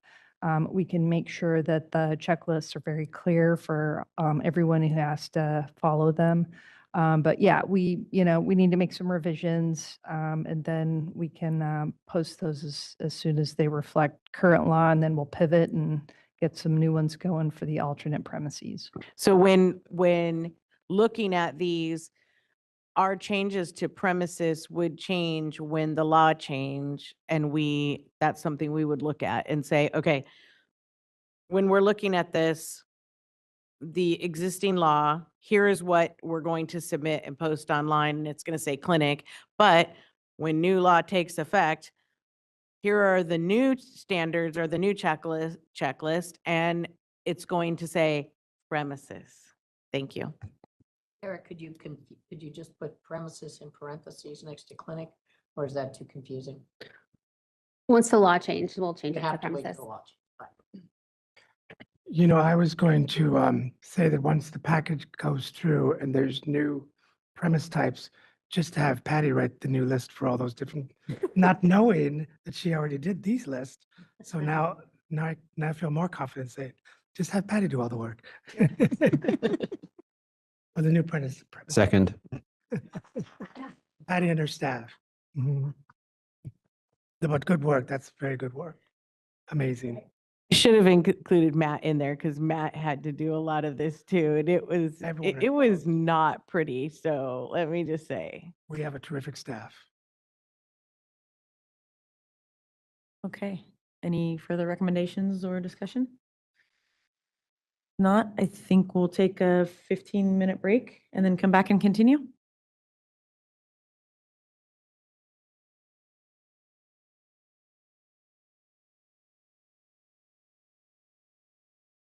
As indicated in attachment 1, from February 2025 through April 2025, consultants reviewed 121 cases, of which 57 were closed by staff as no violation, 12 were closed with an educational letter, 6 had to be closed due to insufficient evidence, and 46 of those case reviews were determined to need a full expert review. This represents a 20% increase in the number of cases reviewed by consultants since the prior consultant roundtable, with a 12% decrease in no violation closures, similar educational insufficient closures, and more than double the number of referrals to an expert. Since the prior consultant roundtable, the number of cases pending consultant review decreased slightly from the previous quarter, with 898 cases pending review, comprised of 724 respondents. At the same time, as indicated in attachment 1, from February 2025 through April 2025, experts reviewed 159 cases, of which 46 were closed as no violation, 30 were closed with an educational letter, 7 were cited or prepped for citation against 6 respondents, and 74 were transmitted to the Attorney General's Office for Disciplinary Action against 12 respondents. This marks a 26% increase in expert reviews since the prior roundtable, with over 50% more no violation closures, similar educational insufficient closures, a third of the citations issued, and over 40% more cases transmitted to the Attorney General's office. There are 656 cases made up of 440 respondents waiting for a written expert review.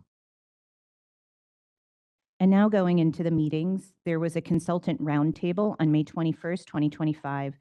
During that consultant roundtable, a variety of topics were covered, including skipping over allegations that would be considered non-jurisdictional, such as personality conflicts, high fees, bedside manners, etc., communicating with staff on whether a case has been filtered through a specific consultant, clarifying questions about cases involving allegations against veterinarians who focus their practice on exotic animals and/or species. The next day, we had a quarterly expert roundtable on May 22nd, 2025. A total of 15 experts were present during the May 22nd, 2025 quarterly roundtable, as well as all 5 consultants and several board staff. During this roundtable, a variety of topics were covered, including the need for specifics in a report. When the expert opines, the subject exhibited a lack of knowledge. A reminder that recommending potential enforcement actions because of expert findings are not part of the expert's duties. Writing reports that are aimed at being read by a layperson. Should an expert have a question or comment regarding the case or findings, they should call the analyst assigned to the case. Experts should respond to analyst inquiries as quickly as possible. Experts should be reviewing all parts of the medical record provided, as well as the allegations. Subject responses should be reviewed by the expert to determine whether the found violations still stand. Codes and laws should not be included in their reports. Qualifiers such as mild and minimal should not be included in the report when determining departures from the standard of care. A reminder that record keeping isn't a standard of care violation. Condition-specific VCPR scenarios, which we will go over soon, and discussions about clinic staff utilizing a stamp to sign a document, which we will go over. A recap email was sent by the board staff to all experts after this roundtable, which relates some of the topics covered to inform those who could not attend. And now to the subcommittee case report reviews. The subcommittee reviewed 4 finalized cases involving 4 separate respondents to identify praise and opportunities for improvement to relay to the experts who opined on the related case expert opinions. After reviewing the case medical records and resulting expert reports, praise was given to the SMEs on the straightforward and succinct reports reviewed. The subcommittee identified several opportunities for the report and its finding, including but not limited to moving information from the summary to the analysis section, noting the involvement and potential departures of a subsequent veterinarian, medical record errors such as missing units, initials, and client information that were not cited in the expert report. Names of individuals communicating results were missing in the medical record and were not cited in the expert report. Description of overnight care, such as IV catheter, amount of fluids, et cetera, was missing from the medical record and were not cited in the expert report. Removing regulations and codes from the standard of care statements in the report. Avoiding labeling record-keeping violations as standard of care violations. Radiology review was missing from the medical record and was not cited in the expert report. Appropriate referral to emergency veterinary premises. Inappropriate prescription of medication was not cited in the expert report, and failure to train the owner on medication administration was not cited in the expert report. Quarterly case reviews will continue, provided there are finalized cases from active experts for the subcommittee to review. And then at our complaint audit subcommittee meeting on June 6, 2025, we discussed the MDC memo contents and were provided with an update on the following, which is still in the process with the Breeze team. Again, the strategic plan objective 3.3, which is aimed at tracking the types of complaints submitted to the board. As mentioned during our prior meeting, telehealth has been added as a type of visit on the online complaint form. However, as directed by the board, type of animal will also be a drop-down question for consumers to answer when submitting a complaint. The options will be small animal, equine, livestock, or other. This change has been requested and is now in the hands of the Breeze staff. During the roundtable discussions, as I had mentioned, the subject of the accepted standard of care in specific scenarios was discussed, and it was determined that further discussion with the MDC regarding potential changes to the Veterinary Medical Practice Act. One such scenario was the following. A veterinarian examined and administered vaccinations to a healthy dog at its annual wellness visit. 4 months later, the dog's owners called the clinic reporting that the dog has had diarrhea for 4 days despite a bland diet. They state the dog is eating normally, not vomiting, and has normal energy levels. The veterinarian doesn't have an opening in his schedule for 8 days and recommends the client drop off a fecal sample, which comes back positive for Giardia. The veterinarian calls the owner to discuss the results and fills a prescription for fenbendazole to be administered to the dog for the client to pick up. Is this a violation of the act, as a valid VCPR was not established for the Giardia, and the VCPR is condition specific? Another topic discussed was whether it is appropriate for clinic staff to sign on behalf of a treating veterinarian, and if so, would the method of signature make a difference, such as a signature stamp or a wet signature or an electronic stamp? Some veterinarians indicated that they believed a stamp would be acceptable while a wet signature would not. So this is a way for us to bring in some of the discussions that we have at these meetings at a consultant level, at an SME level, that we have varying thoughts about that we wanted to bring to the MDC for discussion. So the first scenario with the Giardia dog. Our concerns are stated. I'm going to leave it as that. I didn't, it was a difficult question. And the VCPR has been established with the original vaccination, but with the new telemedicine guidelines, if the veterinarian is familiar with that patient and has communicated electronically about the new conditions, then a diagnosis, I believe, can be made over the telephone of Giardia and treatment can be made. That's my answer to the question. And a test was performed. So I can tell you that of the veterinarians, including me on that call, we all would have sent home fenbendazole. And we wouldn't even consider telemedicine, but we all would have prescribed the medication for the Giardia. So therefore, then Jessica brought up the fact that if we are all doing it, then that's the new standard of care, sort of, yeah. So a few things. One, the VCPR, as you know, in California is condition specific.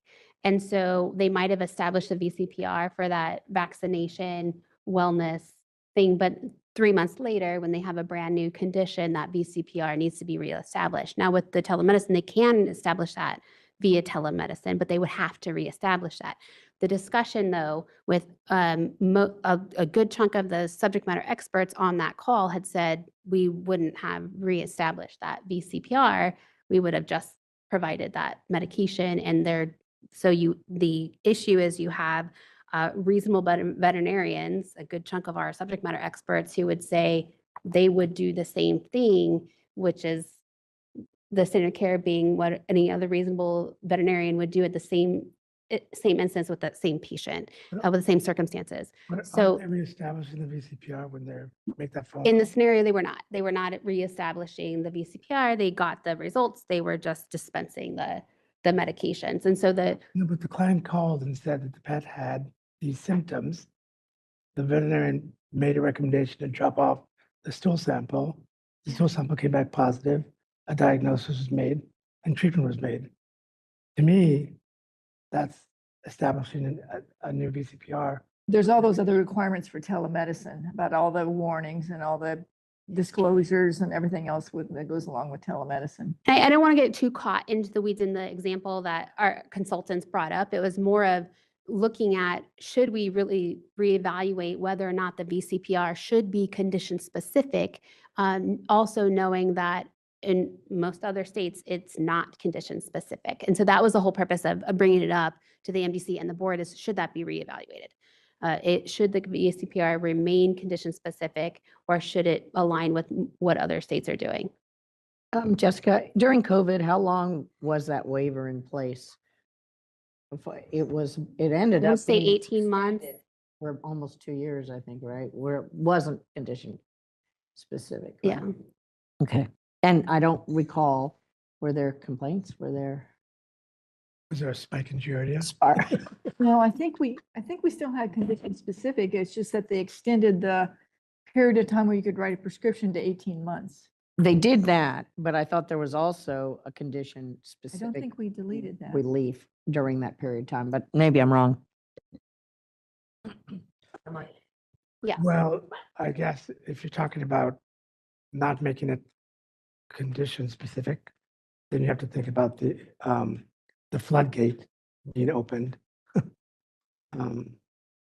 Or you can make a diagnosis I'd like to and go with treatment, that. So, just about anything.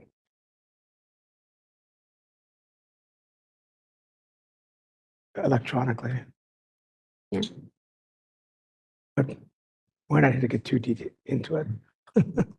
Well, this is why the subcommittee wanted to bring it for discussion, is that something worth looking into, of whether or not the VCPR should remain condition specific? And there's no right or wrong here.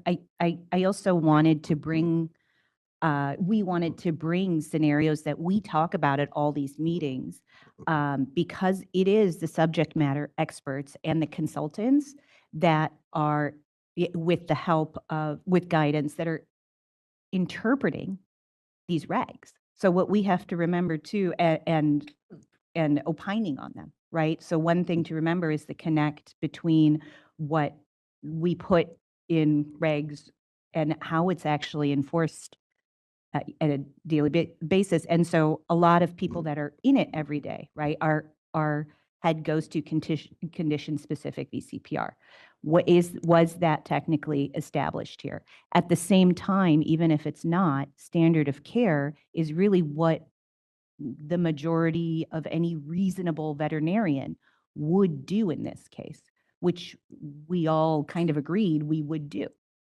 But is there a conflict here when we have to look at both if there is a conflict there, how do we say that standard of care was met or was not? So that's kind of how we were looking at it as well. And there's no right or wrong, but a lot of us felt like, are our hands tied in this case? Yeah.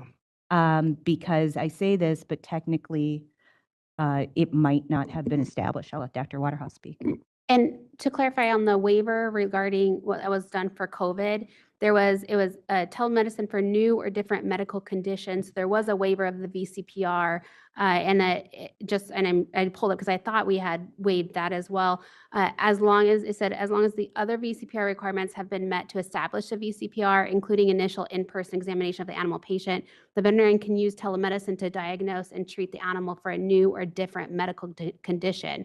However, an in-person examination is still required to establish the VCPR. Telemedicine cannot be used to establish the VCPR. Obviously, that was prior to the legislation that now allows it. Yeah. So there was a semi-waiver of the condition specific during COVID. Waterhouse. So back to this case with the dog with the Giardia. I looked at it as not necessarily needing a new VCPR because running a stool sample is part of wellness to me. So say on that exam where you did the vaccines and you put in there, recommend a fecal, and 4 months later they bring in a fecal and there's Giardia in it. You're still going to send home fenbendazole. You know, and the fact that the veterinarian didn't have an appointment availability for 3 days also brings, 8 days. 8 days also brings the whole access to care issue. I don't think that's true anymore. Yes. Yeah. We're reviewing case.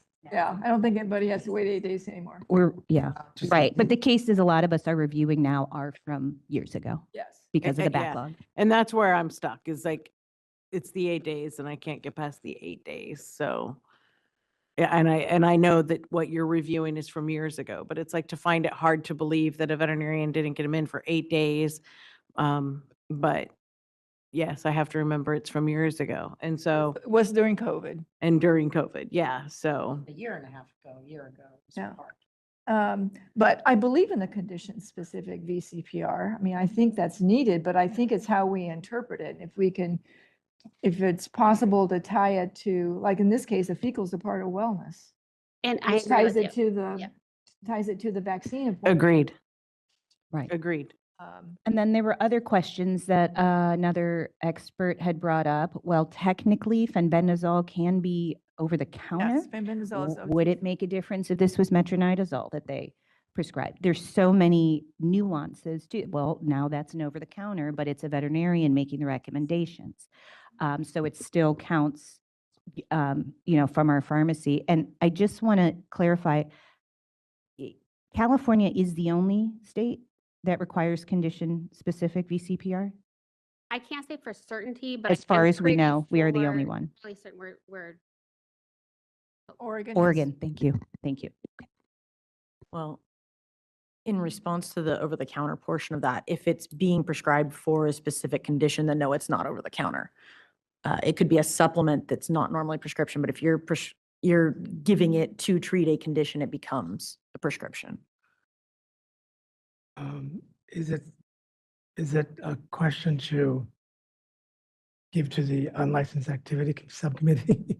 Well, I don't know about unlicensed activity. It's more of, I don't want to get too much into the weeds about the scenarios, right? It's more of, does the board want to continue with the condition-specific That- VCPR?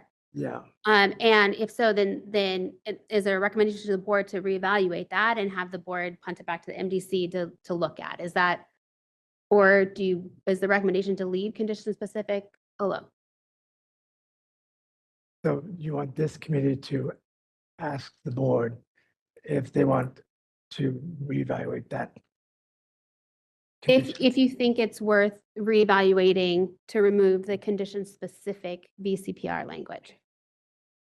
So if this puppy had been limping, I assume it was a puppy, I don't know why I said puppy. If this dog had been limping, then no, I don't think any of us would have sent home some medicine for that. We would have said, no, you need to bring it in. We need to check it out. Can I ask a question of the subcommittee? This is an interesting scenario, and I'm wondering if in your discussions and in these roundtables, if this, because in going back to whether we suggest that the board consider removing the condition specific, are you finding a number of things, or are the experts and consultants finding a number of similar conditions in the complaints and in the investigations like this, where it's a situation similar to this, where there's a VCPR on hold that's been recent and a condition comes up? Is this more common? I know, I can tell from the vets here that how you would treat it, and I think with common sense how I would expect, but I'm wondering if there are a lot of these or not, or if if this rises to a level of changing our VCPR, or if it's just makes sense because most of the good practitioners, that's how they're practicing. No, I don't think this was brought up because it was related to a lot of complaints that we're reviewing. I don't think that was part of it. It was more of this situation came up, and I don't even think it was tied to a specific case. And so they just put it out there as a hypothetical to discuss with the members, Okay. the experts. Yeah. I don't think that I'm at the point where I feel we need to change our condition-specific requirement. That's my feeling. I'll put that out there. I agree with Dr. Waterhouse in that, you know, if you want to compare this scenario, I think this ties back to wellness. I think if this, even in this scenario, I still believe this is a wellness issue. Especially nowadays with Giardia, it's still wellness. Yeah, there's no motion. We're just getting input. But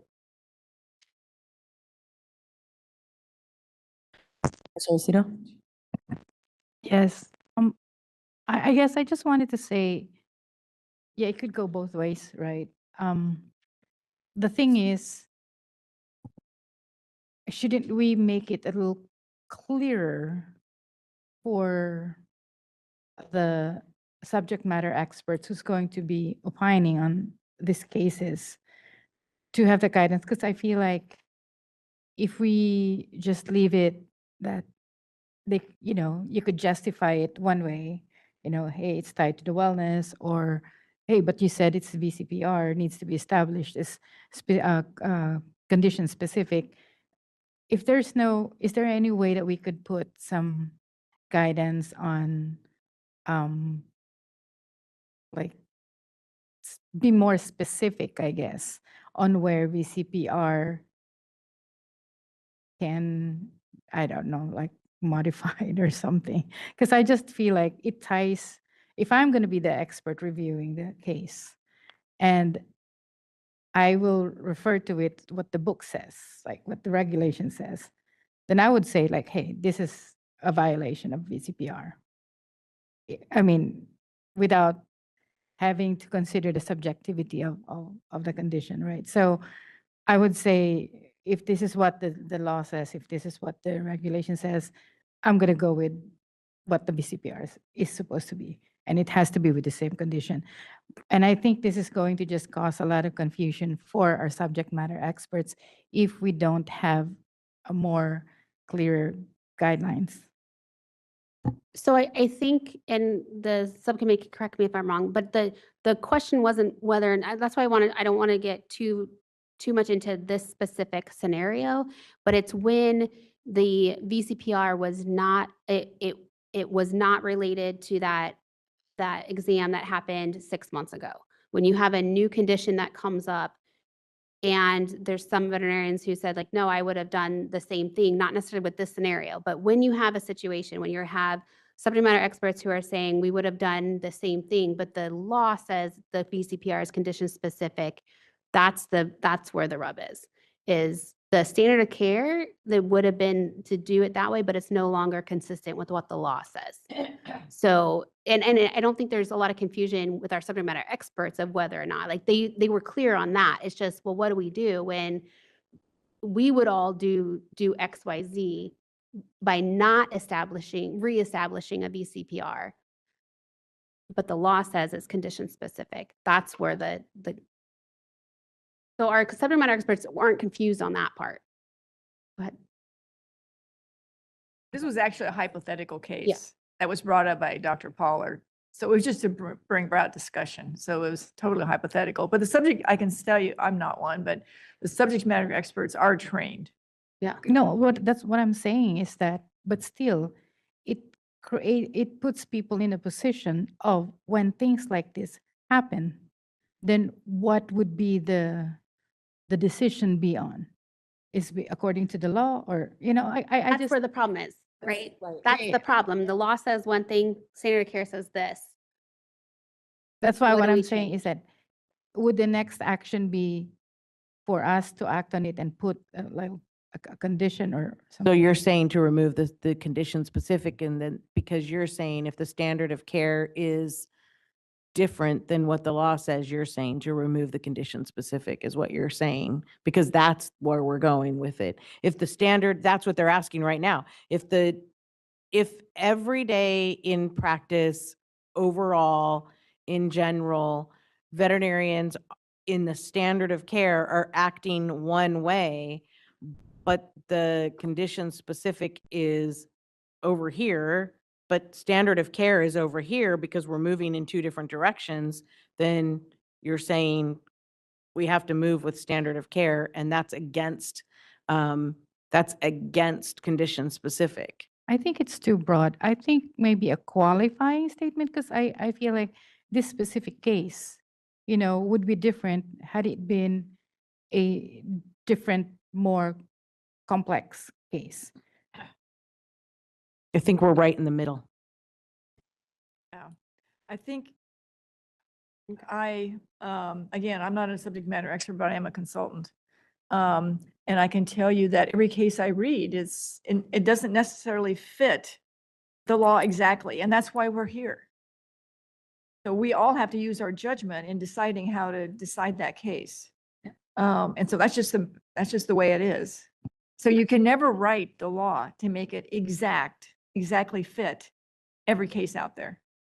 I guess my question is, for any new subject matter expert, right? Because I have seen how some experts can be very black and white too. So that's what my concern is. If this is how it is and we leave it up to the expert and the law says one thing, and if you have a subject matter expert whose perspective is it has to be by the book, then that is where our concern of how the cases are going to be reviewed. So I guess my question is, either we make sure that there's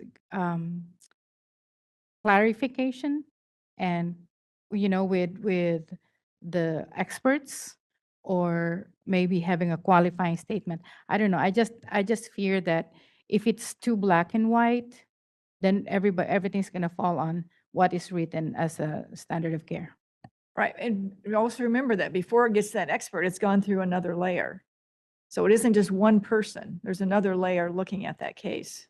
There's a lot of layers. There's a lot of, yeah. So before it goes to the consultant, there's other layers at the board level. Dang, I forgot what I was going to say. And then there's, after the subject matter expert, there's more layers after that too. And that's why we have subject matter expert and consultant meetings quarterly, where we get together and talk over cases, so we can all kind of get an idea where everybody else is at. Dr. Nunez, did you still have? I know we're taking a much deeper dive into this than Jessica wants us to, but we're a room full of regulators, and this is what we do. It's kind of fun. You guys are fine. But I'm going back to access to care and spectrum of care. if this dog has diarrhea and I say, my best recommendation is that you come in and we examine the dog and you document that. And the client says, I can't come in, I can't afford the office call or what have you. Then the next level down, the next spectrum is, well, let's do a fecal and see what comes up. That's just another consideration to this interesting subject. And with that scenario, I think that the VCPR should not be condition specific, just to address what's happening in the world right now.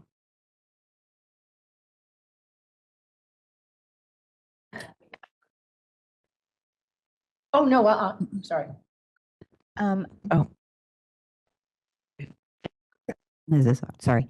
And this is, again, for me, I just wanted people to just get a glimpse of what the kind of talking and giving the stats and stuff like this. This is what happens, right? There's no necessarily right or wrong answer. I also wanted to point out that the consultants and the vast majority of SMEs, right, there's requirements of being in practice. We kind of knee-jerk, well, of course, yeah, I want to get control of Giardia, right? And any reasonable veterinarian would do that. However, standard of care, spectrum of care is a moving target. And anytime we have these discussions, I always think about that new grad. Well, what is a new grad a year out? And the longer that things are in statute, such as this specific requirement, the longer I do think eventually standard of care might change, because maybe the 2025, 2026 grads are so focused on that specific conditional VCPR that perhaps the standard of care as veterinary medicine goes on might be no, we need to.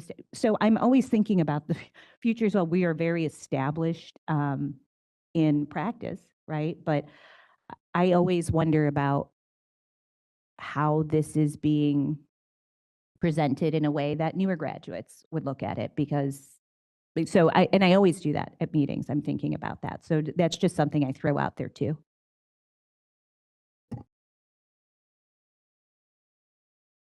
Okay. So it doesn't sound like we're at a consensus of whether or not to reevaluate condition specific, and that's fine. We can report that by I mean, Marie, we'll report it to the board tomorrow that we had this discussion. There wasn't a consensus on it. These are the things that were discussed, and go from there. Okay. I think we'll open it up to public comment in the room on that scenario before we wrap that up. Not necessarily the scenario, but about the condition specific Well, requirement. What about the wet signature and the stamp? We'll also talk about that in the next item, so it'll be. Okay. Hi, Grant Miller, California Veterinary Medical Association. I think that out of all the conversations perhaps that this committee has ever had, this is probably one of the most important, and I would implore you to not gloss over this topic, especially because the CVMA is actually looking at legislation for this coming year in this exact topic. So we will be having our strategic planning session in October to discuss this very thing. And we would like the board to be aware of it and to potentially collaborate with us on that.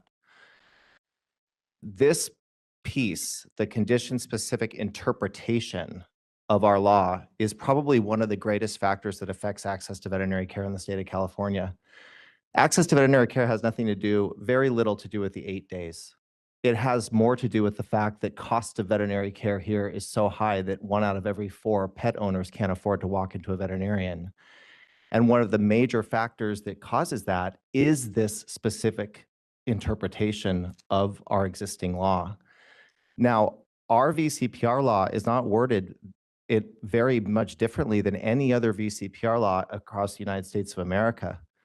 But we are one of the only boards that takes this condition-specific interpretation. And mind you, we didn't always. Back when Sue Garanon was the executive officer, it was not condition-specific.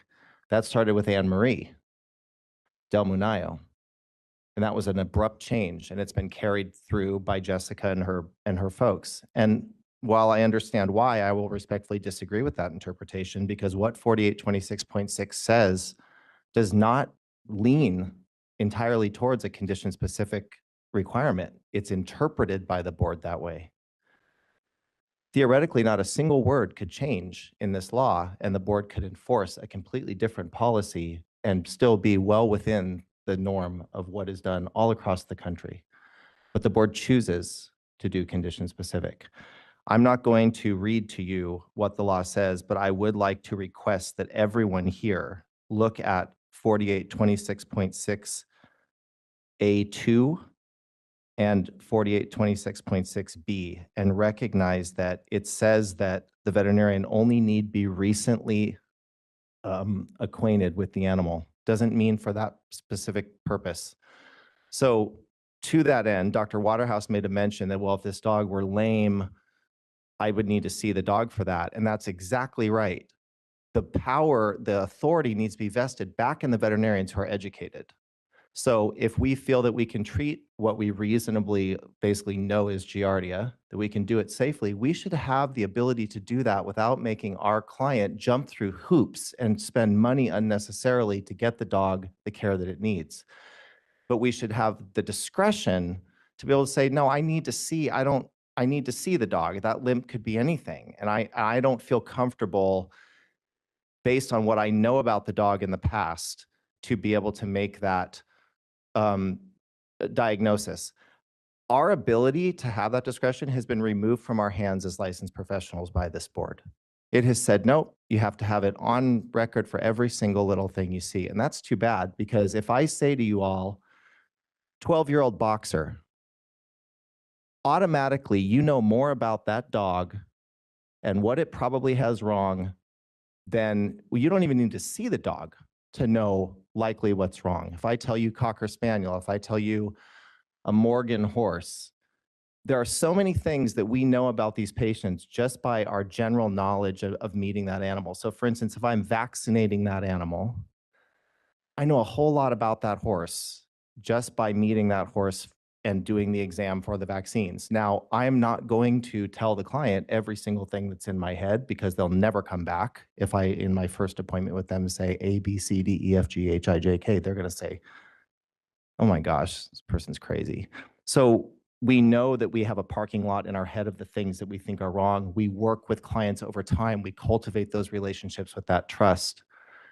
And we eventually hope to get there in terms of giving the animal that care that they need. What this board does, though, is it cuts us off at the knees in our ability to get there with our client, because it says that we have to have a very clearly documented VCPR for each and every condition that we're treating. That's not what we need to be doing to reach the masses, and we will fail as a profession if we keep going that way. We have got to get to all those folks that can't afford every single appointment for us to do those things. And I think our law supports that interpretation now. I would implore you to read it again. If you're going to go on the break, just take 5 minutes to really read those sections and decide whether or not you want to open up this conversation with the spoiler alert that this conversation will come back to you one way or the other. Thank you. Thank you. Seeing no further public comment from the room, moderator, will you please open it up for public comment online?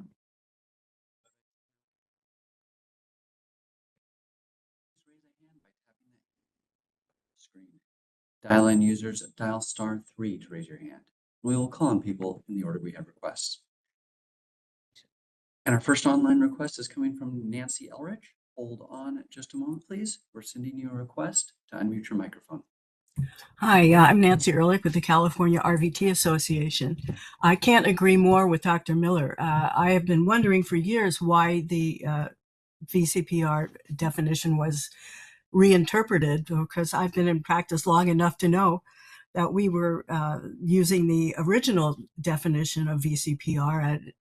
At that time, it was considered, as long as the veterinarian had examined the animal within a year, that they had sufficient knowledge of the patient.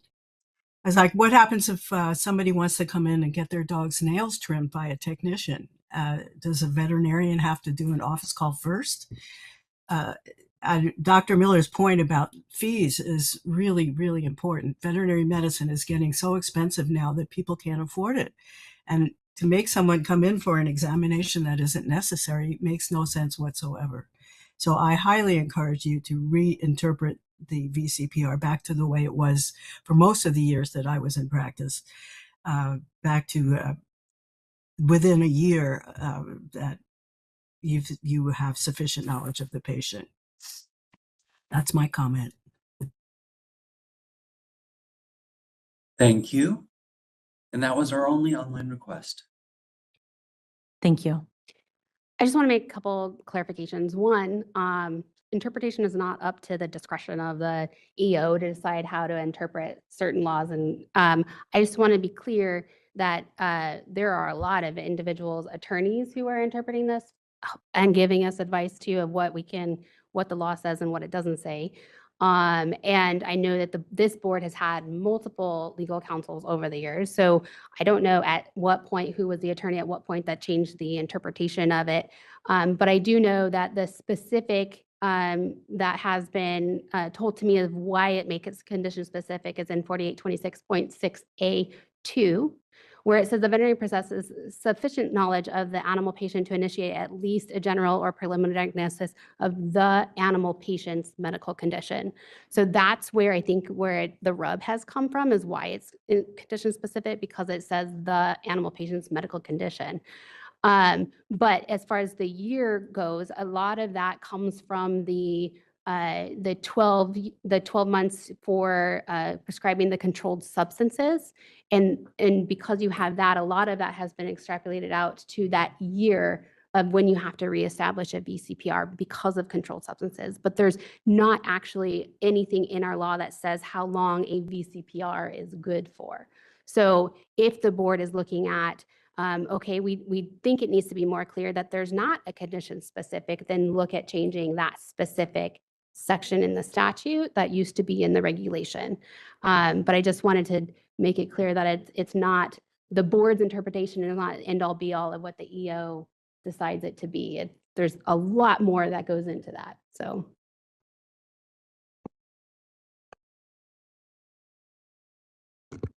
And will this conversation be brought to the board's attention tomorrow? Okay, thank you. Okay.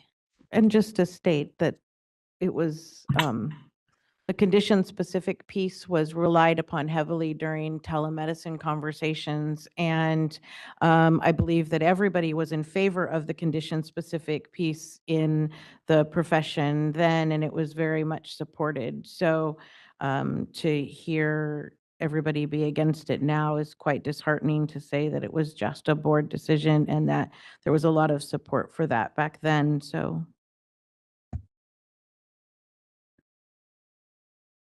Okay. I think the next part on the signatures, we're going to hold off on because this is going to relate to what we're going to discuss in item 9. So if we're wrapped up on the discussion on the VCPR, I think we'll move on to item 8, update and discussion from the outreach subcommittee. Sharon, you want to start? Yes, I'll start. Okay, so Kathy and I are on the outreach subcommittee, and she and I, along with Jessica, did a meeting at UC Davis for the students in May. And that was on the spectrum of care. And we also got into some laws and VCPR and all that too. And we plan to do that same kind of talk at my local VMA in Fresno in September. We've also worked on unlicensed activity, especially what's happening at dog shows. And in regards to the repro, the theriogenology things that are happening at dog shows. And Kathy, you want to talk more about that? It's Sure. And I just want to say one quick thing. I noticed, well, of course, they're not going to be here till tomorrow, I guess, our liaisons from UC Davis. But the meeting at UCD with the 3rd and 4th year students was really great. They're always very exciting. As a consumer, it's exciting to see 50 people that are about to come out and treat animals. So they had a lot of questions. It was fairly interactive.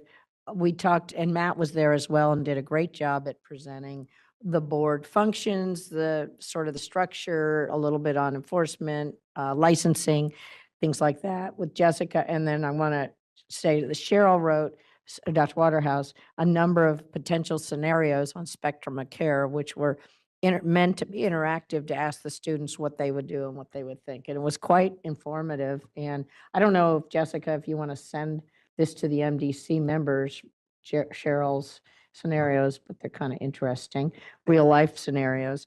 And then second on the, I'll go in slightly, we're very still into the investigation and research phase on this unlicensed activity, but it was brought to the board's, our committee's attention, I guess the board, that there was potentially some unlicensed activity going on. This came from more of a practitioner, not from complaints per se, but at dog shows with regard to canine reproduction and primarily, and it's convenient that I'm on the committee because I do a lot of dog shows.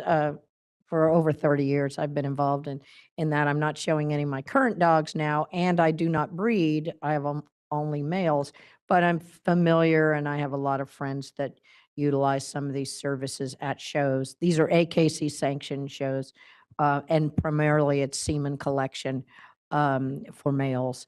And there are a number of entities that are doing it, but there may be some unlicensed activity unbeknownst to a lot of people that may be going on, for instance, diagnostics.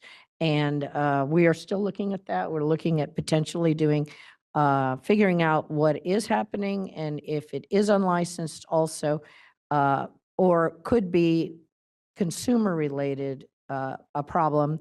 We would like to maybe address that with some informational materials that are carefully written, that would just inform consumers of what's, because it is a very complex issue, repro. And obviously, there are a lot of veterinarians involved, but there are a lot of clinicians. There are semen banks that hold, freeze, and ship semen all over the world and country and have been in business for 20, 30 plus years. So we're just looking at all of this right now, basically. And I brought Jessica to her first dog show in Woodland, as a matter of fact, and showed her around. So that's our update on that. We've got some information that we're drafting, and it'll go through a lot of processes before anything becomes public. And you show Chihuahuas, right? Yeah, the 200-pound types. So there's people that have said they're doing transcervical inseminations who are, not licensed. And we heard some other crazy stories of things that have happened. So anyway, we're still working on it. And this at UC Davis, this is what they give you when you speak. Yes, a little rubber turtle. And that's below the minimum for gift recipients, so we don't have to claim it on our Form 700? Yeah, I'm legit.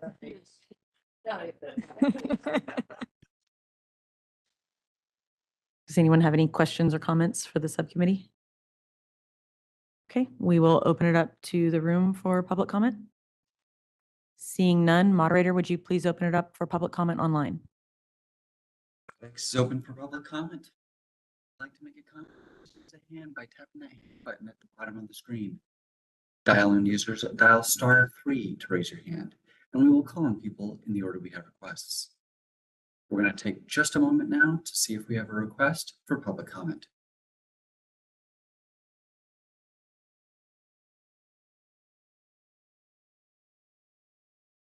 Seeing no request, do you wish to continue? Yes, thank you. Okay, item 9 is the update and discussion from the California Department of Food and Agriculture Subcommittee. And one of the things that we discussed at this meeting was related to the signature topic that was brought up earlier. So CDFA is finding that there are issues with signatures on their veterinary feed directives, or VFDs. The law doesn't currently specify the type of signature that is acceptable. And so they reached out to us and to the FDA for some guidance, or they reached out to, I should say, the Veterinary Medical Board, but they brought it up to the committee as well. VFDs are federal law, so they follow under the FDA guidance. There's an inspection service group that flags these VFDs that are filled out incorrectly, and then they reach out to the veterinarians for education and to get those corrected. And that's when they're finding out that there are some concerns where those veterinarians have said that they haven't authorized that VFD. That signature isn't theirs. So now that they're figuring out that there are some potentially fraudulent signatures on the ones that they're flagging as incorrect, there's some question as to how many signatures on the ones that pass through there that don't have any errors are actually real. So they're bringing this up not to make more work for veterinarians, but to protect them and the food supply and find some solutions for these signature issues. I believe we have a table that was provided to us by the CDFA on the different types of signatures that they're receiving.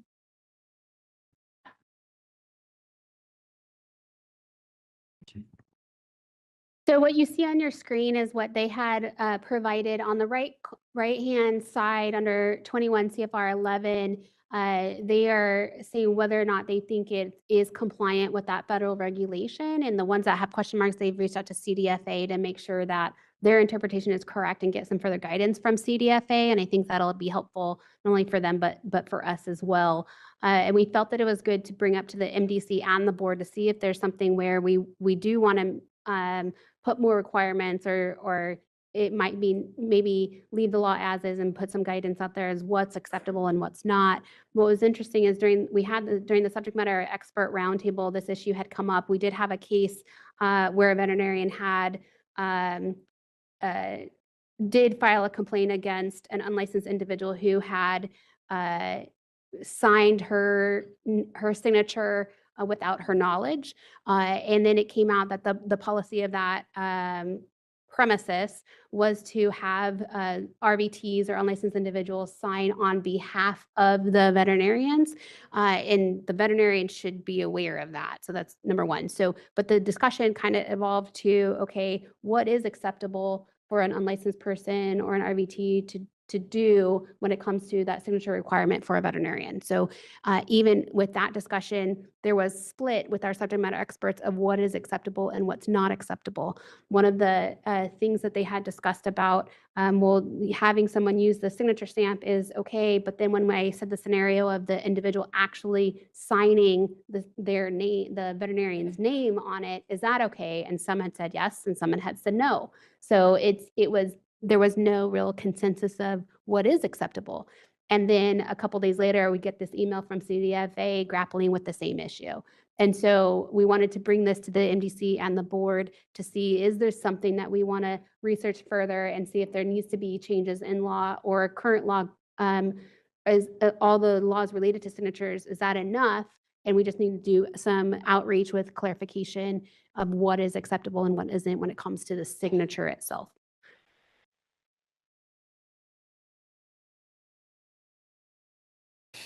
Yeah. Yeah. So does anybody have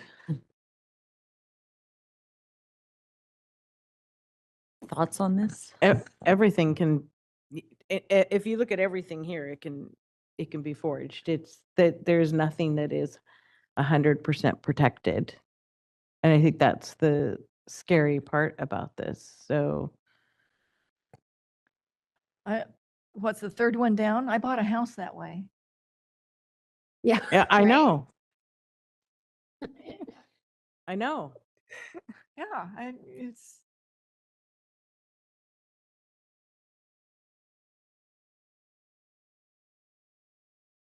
Yeah, I mean,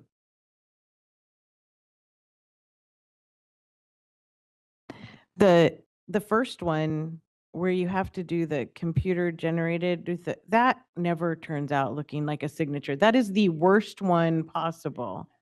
And someone who, when it looks like, it doesn't look like that. It never looks like that.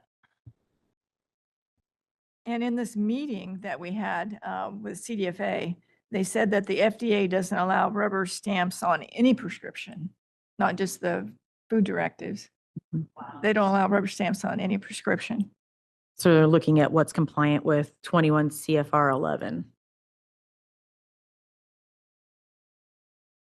So if this is a topic that the MDC would like us to research further and bring back, we can do that. But it was more to start that discussion here and see if the consensus is this is an issue we need to look into.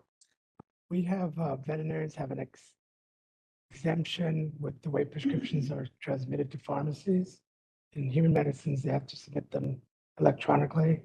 And we have an exemption where we still could write them, handwrite them. So that topic might be brought back into discussion about these signatures. And Jessica, the other thing is, this has got to be a problem for a lot of other professions and particularly the health professions, but so. Yeah, I did reach out to the executive officer and their AEO as well of medical board to find out how they have addressed this issue, if they have at all. They punted to their legal counsel who's looking into it. So I should have more information about how in the healing arts profession they've dealt with it. I can tell you from when I used to work at Architects Board and then optometry, because the laws were silent on the type of signature, mainly because when the laws were written, there weren't any other types. But because it was, we would accept anything. So that was just how we did it the last two boards that I was at, both non-healing arts and healing arts when it came to a signature requirement. But because it came up with the subject matter experts themselves kind of split on it, the fact that CDFA is grappling with it, maybe it's something that we can either research the laws to see if something needs to change or do more education to our stakeholders. And actually, whatever we do should be consistent probably with what other boards are doing and other professions are doing, right? There are the computer softwares that we use that generate the signatures. And so are those now say those aren't legit? And so I think there's a lot of things in here that we need to consider because that needs to be considered in here. Yeah. Okay, thank you. Anything else? Anything else on that topic? Glad we'll be investigating that. The other thing with the CDFA meeting, originally this was the blood bank committee, and then it kind of evolved into just anything that CDFA wants to talk about. Yeah. But they did have a report. I asked about blood banks, and they said the community blood banks are producing 5% or less of the total blood bank product. And I think that was all we talked about. Yeah, all of the current community blood banks did re-register. So they're all three are still viable. But there's no new blood banks right now. One potentially interested, but that's about The it. community blood banks are producing 5%. Or less. Yeah. And there's only 3 of them. And one is UC Davis, correct? Those are the community. Is that correct? Yes, And 2 are private? but I don't know if they sell. I Yeah, don't know that UC Davis, so. I don't know. They didn't used to, but they might now. Yeah. Not very Does the governor know helpful. this? Not good. Speaking from experience, getting donors is extremely difficult and awareness is just not there. And so it's really, really hard. Owners should watch it take 3 meals of blood out for a blood test, let alone donate blood.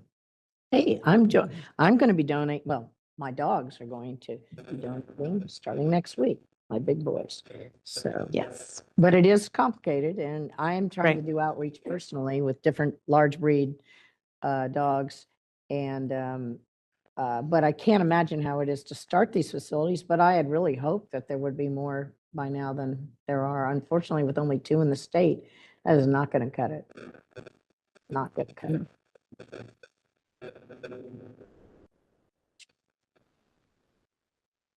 think the only other thing that we briefly touched on during that meeting was they had asked for some clarification on continuing education regarding zoonotic disease. And I think that was provided to them so that we can look into that to make sure that they're able to use the continuing education in a way that's useful to those veterinarians working at CDFA. I think we'll open it up to public comment in the room. Seeing none, moderator, would you please open it up for public comment online? Open for public comment online. If you'd like to make a comment, please raise a hand by tapping that hand button at the bottom of the screen. Dial-in users dial *3 to raise your hand, and we will call on people in the order we have requests. We're going to take just a moment now to see if we have a request for public comment.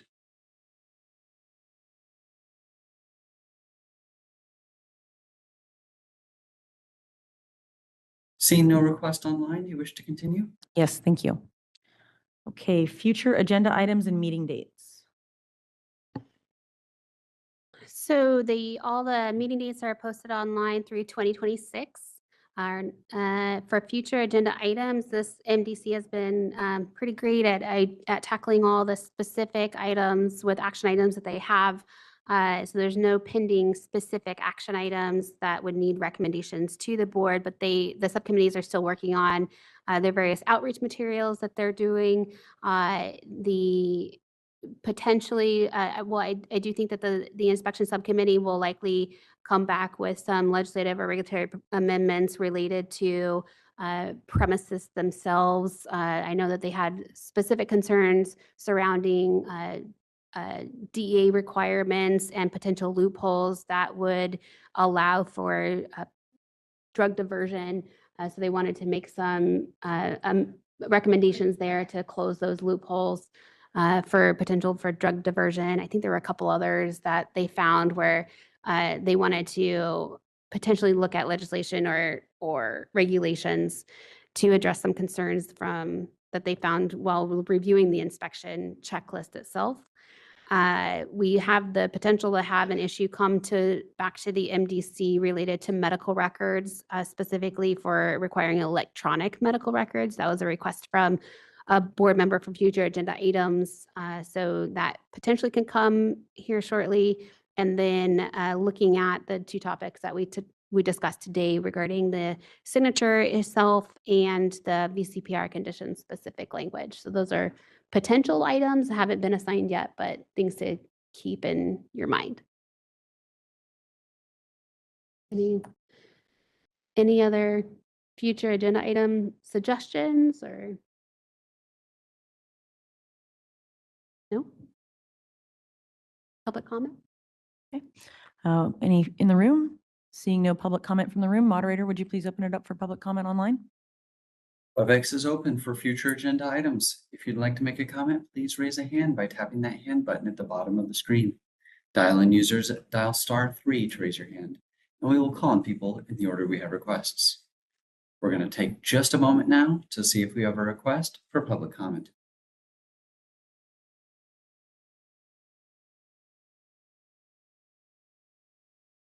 Seeing no request, do you wish to continue? Yes, thank you. Okay, meeting adjourned.